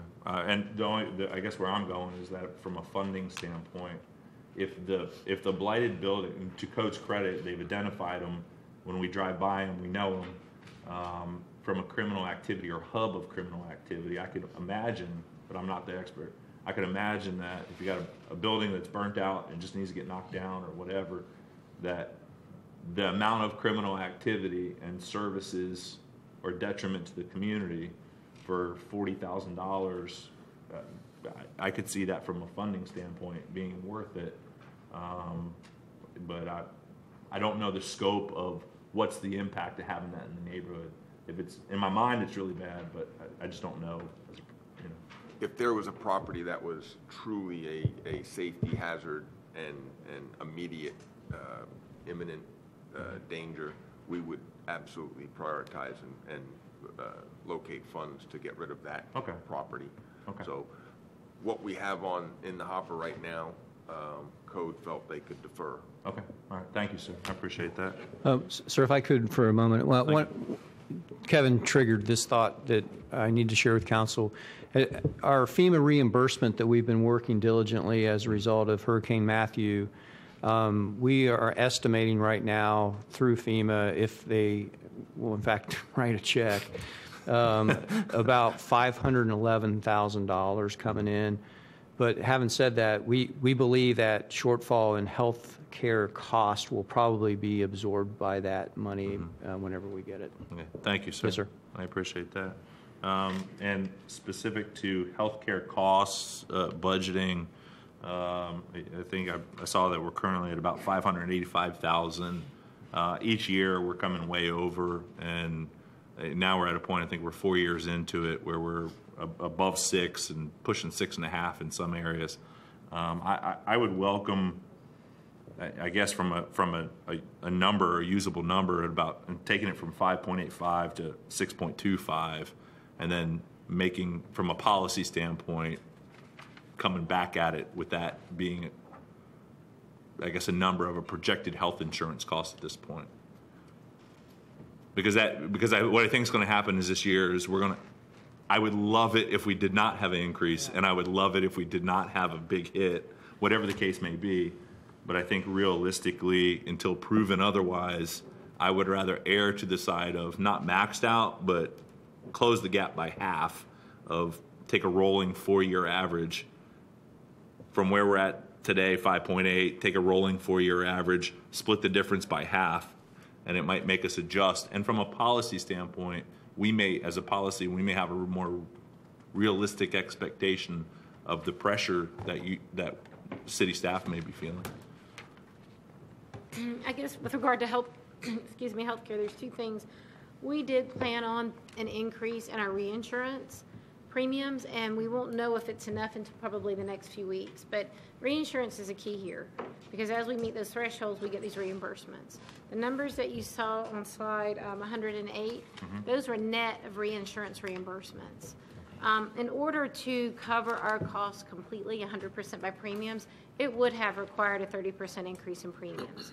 We opted for a 15% increase in premiums because that was just too difficult to do to people in 1 year. We are hopeful that between reinsurance and a 15% increase with a plan design change, we'll come significantly closer to covering our costs next year. And then from that point forward, some smaller increases. Okay. One of the other large drivers for healthcare besides premiums is the reserve requirement. Because our premiums have gotten larger, the state requires that we keep a larger reserve because we are self-insured. That went up by about $400,000 in the 18 budget. With these plan design changes, that reserve requirement will go down. So I think that there's going to be a lot of moving parts to this in 18, and I think that, as much as I had wanted to cover our costs by premiums, I think it's the right decision that's been made. We've already kind of split it. Okay. In the 18 budget, and then we'll just see how it falls out going forward. And the second item, we've had some really tough years on claims. What is the average number of claims that we should expect catastrophically? Three over accounting for 40%. Yeah, we had 3 claims that accounted for 40% of our entire increase. So, how can you predict that? That's why I'm appreciative for all the effort. So thank y'all for that, and I mean that wholeheartedly. And thanks council for helping with this. On computer replacement, I saw that there was a large chunk deferred on there, and I guess and this from a personal experience, and I can only have relation to what I would hope to prevent. Within the school system, I use this as an example. Technology is a big portion of our work, and I could imagine that being as a portion of the city's work as well. And we make a lot. The school district, I think, makes a lot of strides for doing the best we can with the resources we have. And sometimes, at the end of the day, whatever the investment might be, has been, as an administration, you may have a computer that turns on and works, and it's pretty fast. And even as a teacher, you might get there. But at the end of the day, the end user, which is a student, it takes 19 minutes, literally 19 minutes to log on and have a screen pop up. 19 minutes on some of our computers. And so what I would hope, sir, is just whatever the flexibility and support is to prevent the end user, I would welcome, and if this fits it, that's great.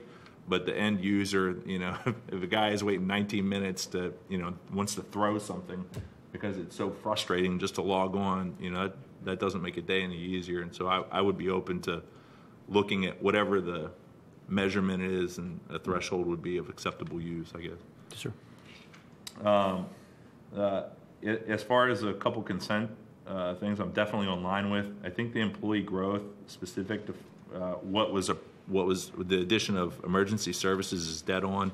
I appreciate the steps towards that, so thank you all. Thank you for the grant.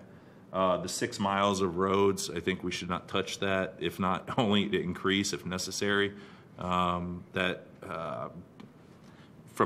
looking at the county, what they're going through, to the previous council and councils before that, and to the guidance of staff, have kept us on a good track on making sure that we're paving roads. So I'm in line with that.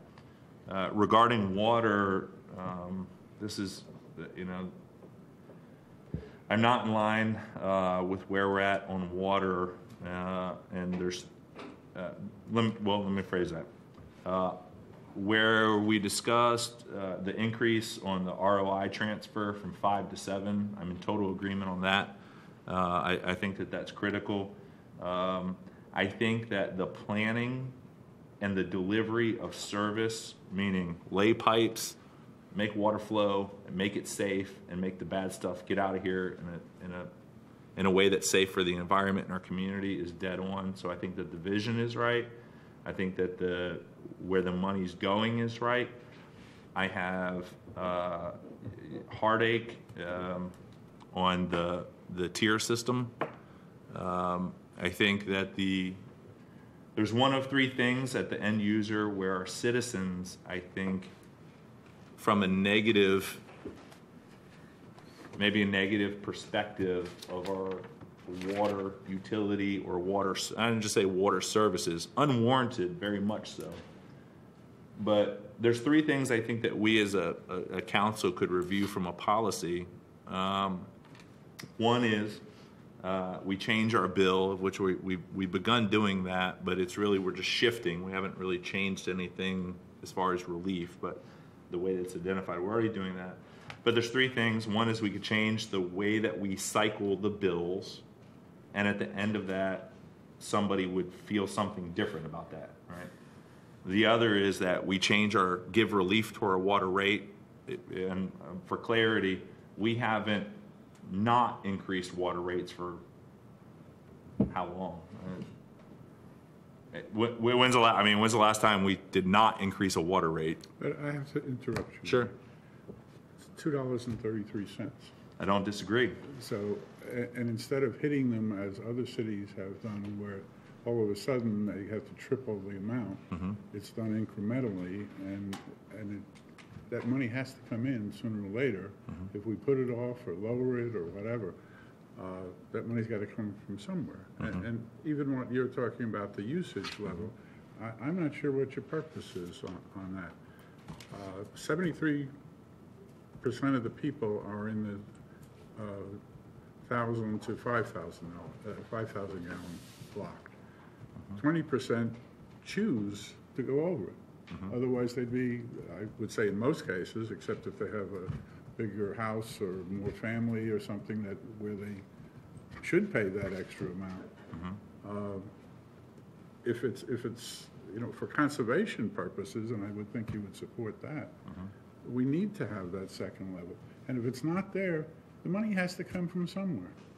So we're putting the burden on other people that are conserving to help people that aren't conserving, and that makes no sense to me, Matt. And so I appreciate that. Where I would find a purpose is that from our conservation efforts, I think it may not even go into 9,000. If it's the up to 7,000 population, and here's why, is that throughout the year, if the intent is to build a message, and that's what I heard, is to a message of conservation, then it should be a positive message that people, it's easier to help with compliance by giving a zinger on their money. But at the end of the day, my hope would be that it's not a zinger because it costs more, it's because they want to do it.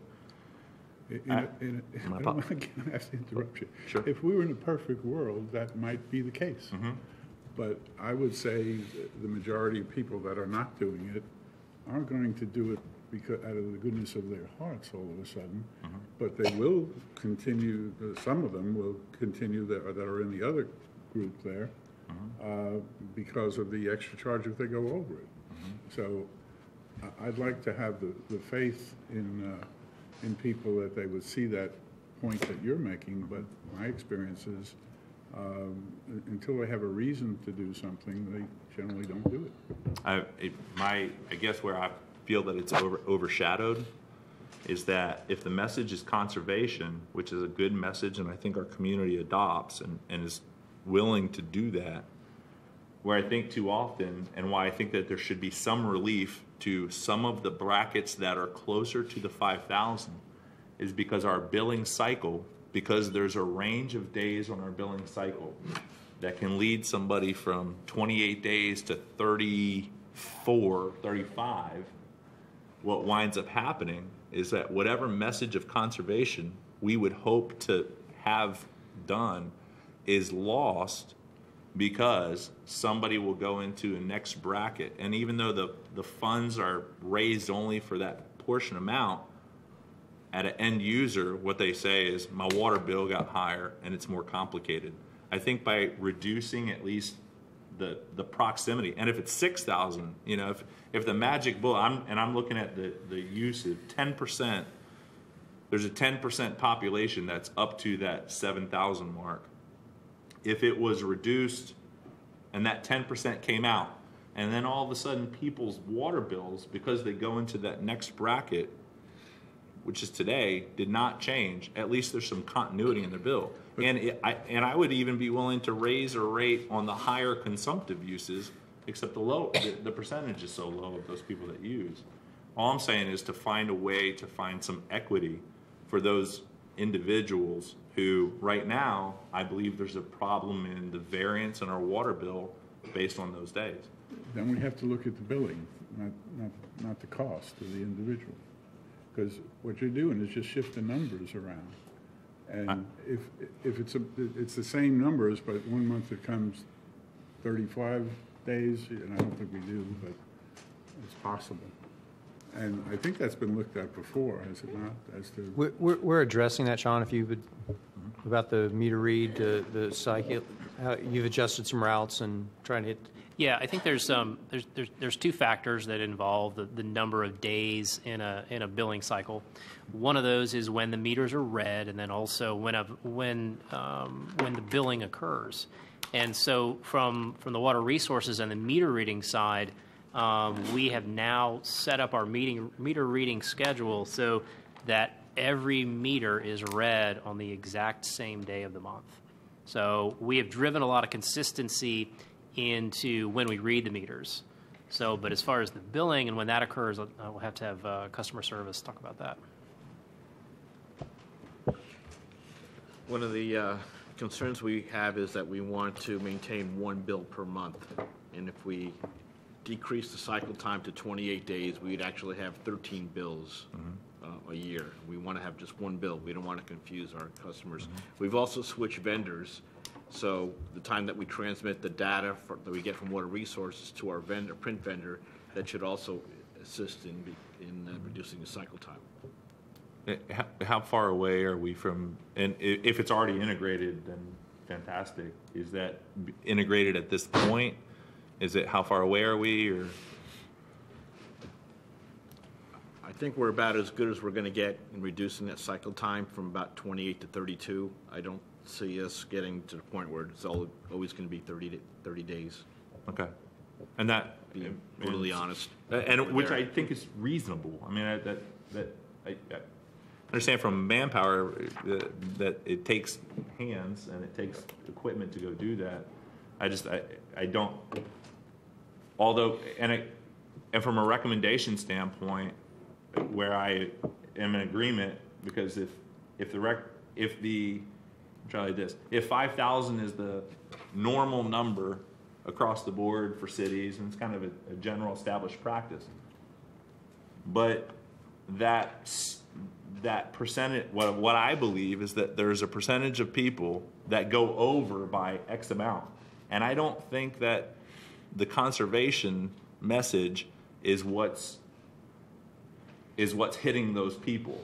I don't think that they're out there blowing, I don't think they're out there watering their yard or trying to blow water and don't care. I just think that it's an internal billing cycle thing, and that if we were to find relief in that even one bracket, I would welcome a chance to look at that one bracket and then pull it out and put it into the tier 1 or the block 1 and see if it drops customer complaints, which then adds to our conservation method. I understand what you're saying. I don't agree with it. No, I totally agree. I think that, again, what you are doing, no matter how you manipulate it, is taking the burden away from the people who are not conserving it and putting it on the people that do. Now, they're making inroads on the problem you have with the monthly payment. It's not going to be perfect, but I guess it will be better than what they're seeing now. We won't see as much a rate change. But I just can't see punishing people who are conserving to help the people that aren't. And I don't believe, as you do, if something's going to change their situation and make them feel like they want to do it if the bills are more steady. I don't understand that at all, but I do know people are moved by what they have to pay. If they have to pay that and they want to pay attention to it, then they don't have to pay it. It's their choice. I don't know why you're trying to save the people who aren't conserving and punish the people that are. The answer is, and I respect the difference of opinion, so thank you for that. I guess that ultimately the purpose is, I think that there is an unwarranted lack of trust and confidence in the fidelity of our department. It's unwarranted. They do a great job. And so to help build or reduce that unwarranted, I guess, lack of trust, if it's easing one group and that kind of helps take it away, then I would be for that. And just for council, I sent you a link to a software site. What was it called? AquaHawk, I believe. Sean is going to take that project on to bring that to our city. They may not be the vendor, but we're going to work on doing that where the customer can look at their water usage online. Instead of our discussion was, we have the empirical knowledge. We know when, and we have to do the research. But if they have in front of them on their screen their water consumption, I think that will help alleviate some of the challenges we currently face. There's some technology upgrades that we want to do, AMR meters to AMI meters, that Sean's also going to research. When we bring that technology on board, it'll also have the ability to alert you, to tell you you're over your consumption rates.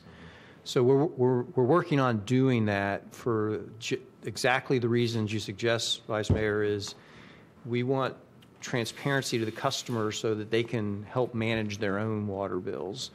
And then when they have challenges, they can look on their screen. We've got it on our screen, and we can work on trying to resolve whatever issue they have. Yeah. So we are taking that project on. I think we can probably bring it in this year. We don't know any more about it, other than a city up north is using it rather successfully. And I would share with you that from a confidence level, from where to go with policy, that's incredibly helpful. Anything else? No, sir. Thank you. I appreciate that. And thank you, Council. I promise to be short-winded. Sorry, Matt. No, thank you.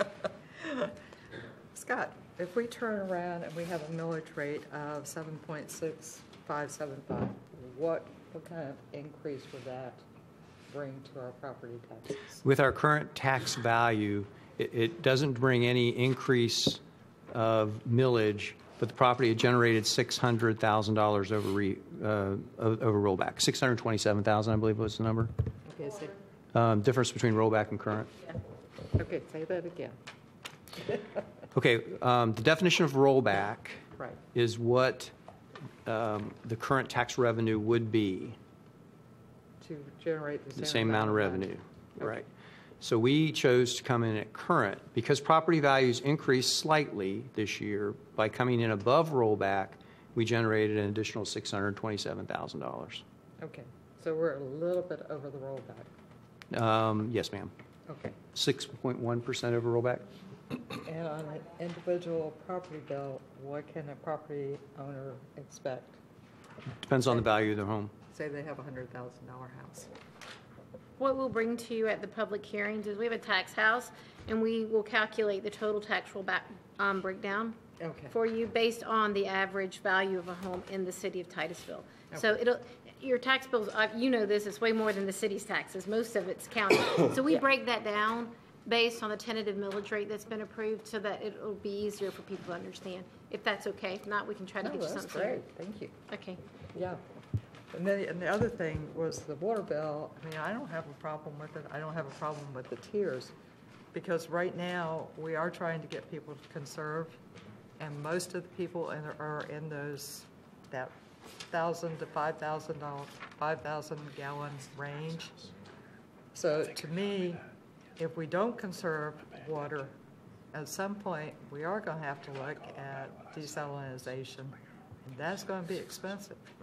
So the longer we can make our water last, the better off we are. So if that's what it takes to keep people from being silly and wasting water, I can live with that. And I think if 73% are in that bottom tier, that tells me that's a doable possibility. They may have to, not take 3 showers a day. They may have to yank the kids out of the shower after 20 minutes. And mine were really bad as teenagers. Yeah, we all have teenagers. They're bad. But it is something that we need to aim for, not for us, but for our future generations. So I'm okay with that. I do have one question, Mr. Scott. Yes, ma'am. We talked about in our strategic plan the idea of juvenile programs and strategic poverty. Is there anything in the budget related to that? No, ma'am. As you're aware, council is going to do a workshop next week. We really, as a staff, don't have enough direction from you as to what you want us to do. Okay. So hopefully something will come from the workshop that will help provide staff direction. And, as for programs, I don't know. That's fair. Yes, ma'am. Just, in regards to this is a property house that we were talking about in the tax. So as an example, a homesteaded property with a value of $113,000, the total tax bill is $1,578. $608 is Brevard School, or 39%. 33% goes to City of Titusville, which is $527. Brevard County is 20% at $307. And then the MSTU for Recreation Operation District 1 is $40 or 3%. St. John's River Management District is $18.18 or 1%. And then the North Brevard Recreational District Capital is 2% or $38.80. So that's the breakdown. And we will do this, we will prepare this slide for your first budget workout. Thank you. Yes, ma'am. You good? I think I'm good. All right. We'll call this my rookie budget session, so some of the way I react may be a little different than others. I kind of look at this as a table setting, and so I'm kind of taking in a lot of things and not trying to get too deep in anything. But with that said, I certainly wanted to thank the staff and city manager for a well-set table, and put a lot of things out there that we can help prepare ourselves for as we move forward with this process. I see in the budget, and I want to support the police and the fire. I want to use the word buildup. We got enough of that going on in our news. So we'll just say that get you guys back up to snuff. It's even when we ran, or when I ran for office, I was amazed to hear, the year 1984 and some of those things when we talked about staffing. And I'm excited to see and have certainly discussed with city manager the desire to get you guys up to snuff on manpower, woman power, people power, and equipment. We should have 4 people on our fire trucks, and we shouldn't have to leave our cars for somebody else to use. That's just not what we should do. And, the more I read and the more information we get from city manager and emails with some of the things that are going on out there, my hat is off to you guys more now than it ever has been. Fighting crime and dealing with what you do with the fire is amazing. Water always is tricky. I heard Vice Mayor Behringer say a couple times, and I know I've said it and we've said it, the word consistency is a big deal. And even though I agree with Member Nelson that 3% seems to be fair, the tiering seems to be fair, but what we have to deal with is sometimes it doesn't matter what we standing in City Hall think, because the people outside City Hall don't even understand it. And that's what I think we miss sometimes, and I know we miss sometimes, and I don't know if we can fix it. But, the perception that we have a water conservation plan, I don't know, but I'm betting a majority of our citizens don't even know what that means. They don't know that they're getting billed higher because we're trying to conserve water. The reality is they just look at their bill, and it was 1 month this high and the next month real high. I don't know that you can beat that. I do know how hard you work. I do know that one thing that I was impressed with tonight was your visionary thinking. You are moving on to we've done water wells. You're out in front. You've been out in front. And I take my hat off to you for that. And then to use the word desalinization plants. I remember when I taught biology for many years, and we talked about those. I never thought we'd be talking about them really here in Titusville, but here we are. And you have a vision out there that tells me you're out in front. We don't have to worry about what's going on because you've got this. But at the same time, I do say, as far as what the citizens say and how the citizens feel, they don't get what you're saying. I said up there one time, when we have these watering restriction rules. Well, if I wasn't in this meeting or that meeting, I don't think I would have known what they were. So I think we've got to work on our communication and the perception, because I think you're doing a heck of a job. I'm just not sure people know that. Healthcare is healthcare. Holy cow. If I had an answer to that, I'd probably be in another office doing something. I don't know. I don't have an answer to that. I've talked to city manager, and I throw this out and that out. I know that in Brevard Public Schools, we have problems like everybody else. Years gone by, we had a very elderly staff for a while. That hurt us. And then there was talk about, why don't we join up with, Orange County and Seminole County and get more numbers? And I've used the term, why don't we try to join up, our health insurance with the League of Cities or something? I understand perhaps that doesn't work, but I guess if I'm thinking outside the box, the answer that comes to me is, if we could just get more involved. That's what our school system was having so many problems with. We're one school system, and we're trying to insure ourselves. And I don't know, there's not an answer that I have. Washington's been playing with this. Tallahassee's been playing with this, and I don't know that we have an answer. I know you're giving it your best shot. A rookie question, just for some odd reason, stood out to me in solid waste on slide 58. And just one of those odd things that hits me was miscellaneous. 2017 was $4,500. 2018 was $60,000. And I'm sure there's a great answer. I'm just saying, I got to ask that one. So miscellaneous, 4,517 to 60,066 and 18. What is that?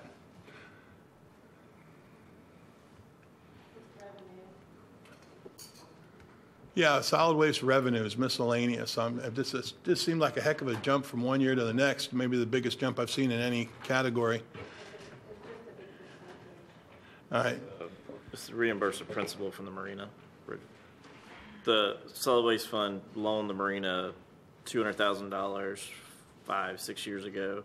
and this is about a quarter of the principal owed on that note. So it's kind of like one of those one-shot deals. No, it'll be recurring revenue for solid waste for the next 3 or 4 years. Okay, so that's a nice jump.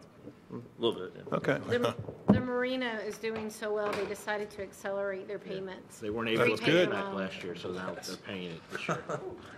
That's quite an acceleration. Yes. Like $55,000. That's awesome. Again, in the end, I just want to, again, City Manager, thank you for the effort you guys have put in. There's a lot to talk about.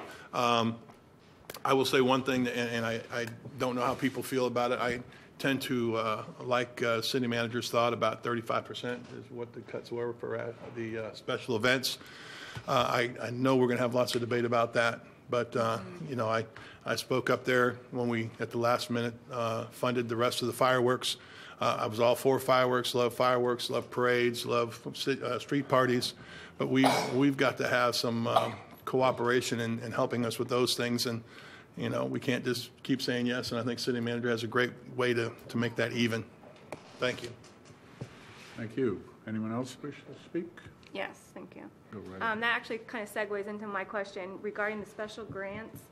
I know at previous councils it was set that we would cover, I guess the idea was we would cover road closures and police fire. Is that still the case with this reduction of 35%? It is, but by cutting it 35%, there will be a cost share with the actual event coordinator. Okay, so we may not be covering it fully. Correct. Okay. That's correct. So in other words, it used to be $1,000 for something. We're now going to do $700, and the person running the event will do the other $300. Okay. And they requested more than that, correct, on this? The original request came in at $123,000, and then added above road closures. They were asking for additional items. No, ma'am. Oh. All these items that you have were met the criteria that council set forth for an event. Okay. And then I keep looking back to our priorities, and maybe you can kind of share your process with this. And I know it's probably a little frustrating because some of these priorities that we did set were abstract.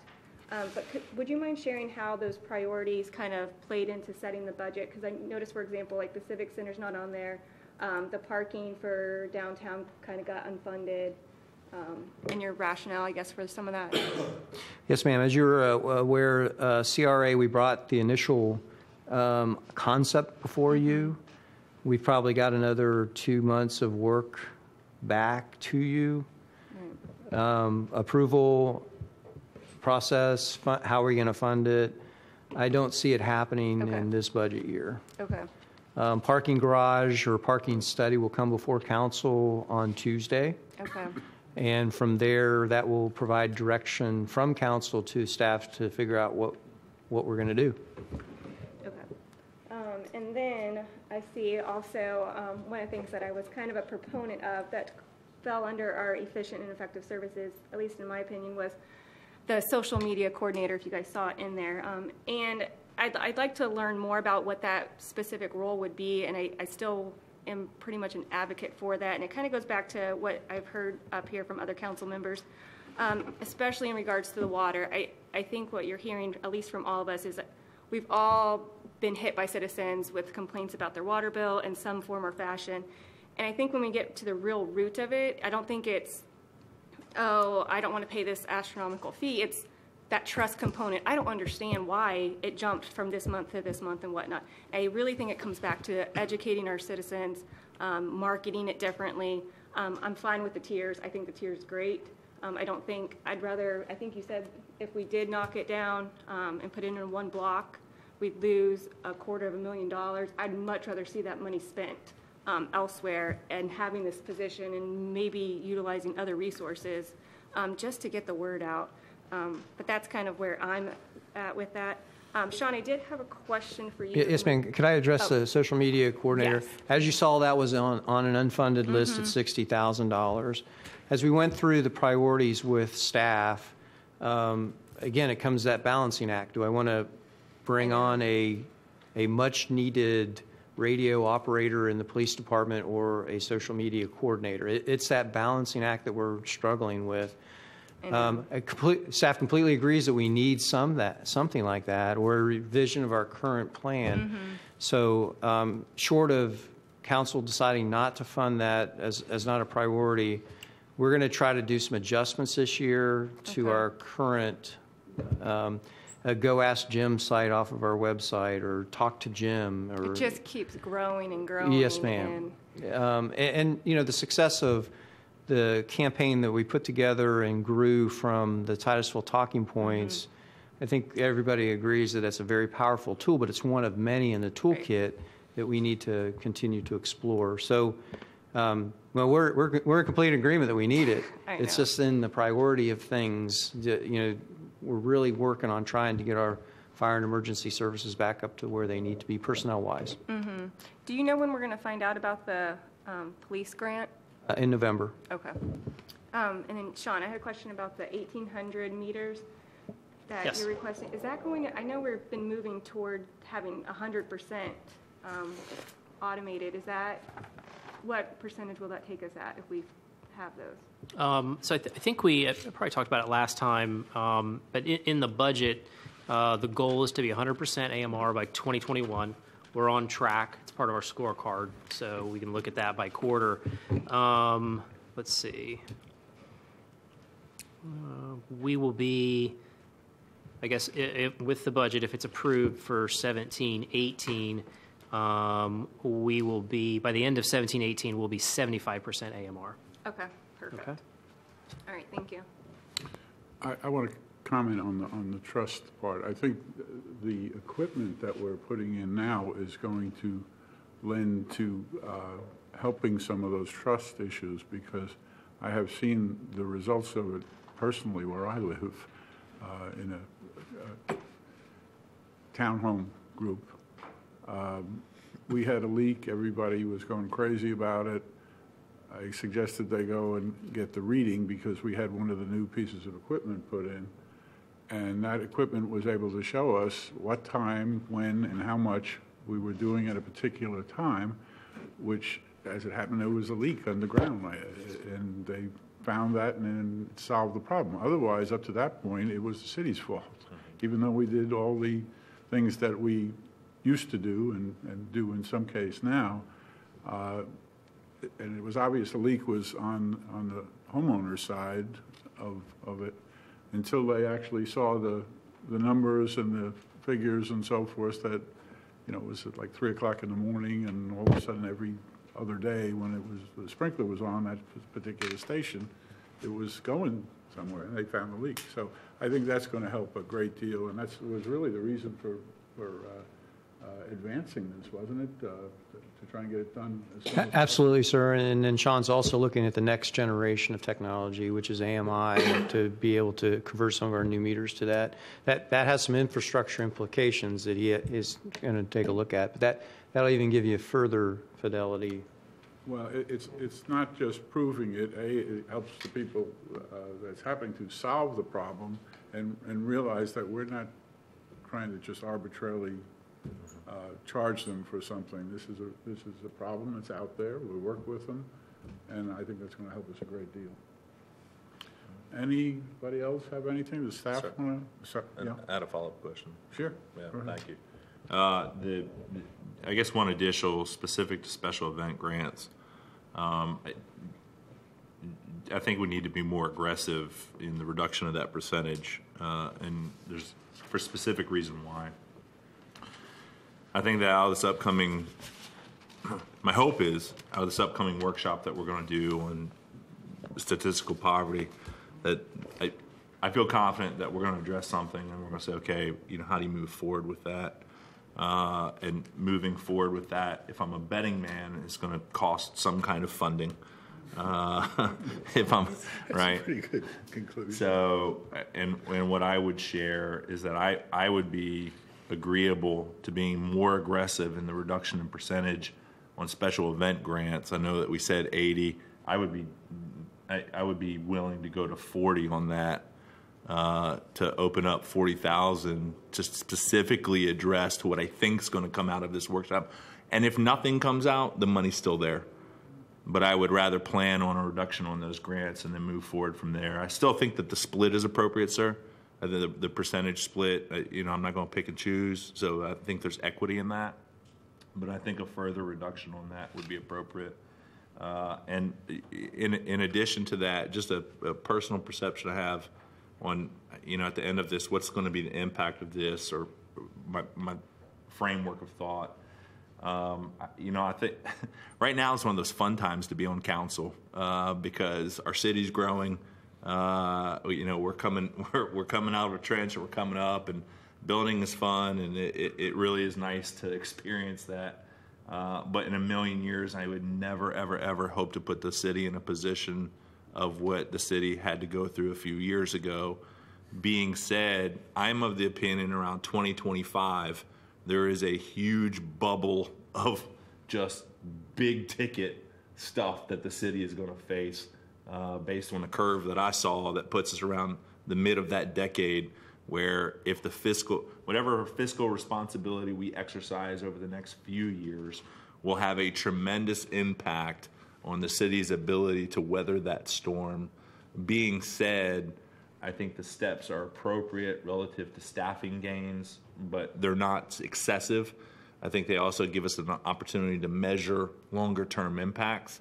But really, beyond this year, I would feel as fiscally conservative that if we're not looking at 2025 or thereabout, that we will set the future of the city up for a real tough spot.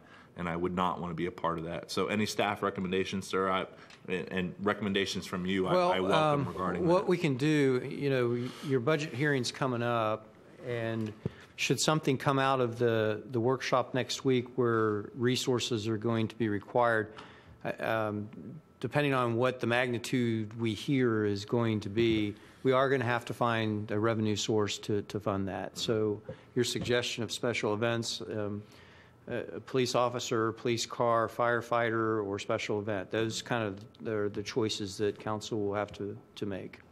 Thank you, sir. Yes, sir. Anyone else? I see no hands. Yes, sir, I just have one non-budget related. Following on the workshop, I think we've received RSVPs from everybody, and there will only be 3 council members present on the 24th, or is it just one that's missing?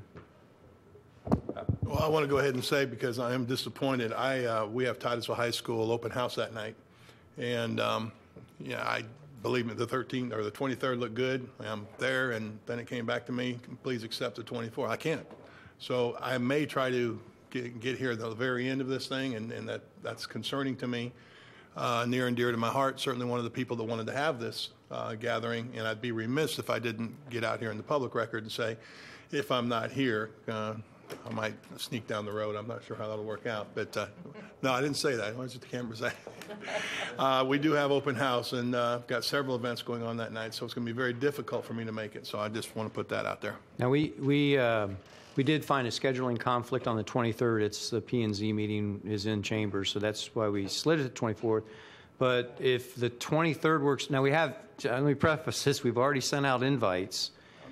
So if the 23rd would work better for you, we could set up over in the firehouse or something like that. We don't have the capacity that we have here, but if the 23rd or another date would work for you, we'd certainly make that adjustment. It sounds like you've got things rolling. I'm not going to try to mess that up. I simply want to. Or at the Moore Center. No. We could.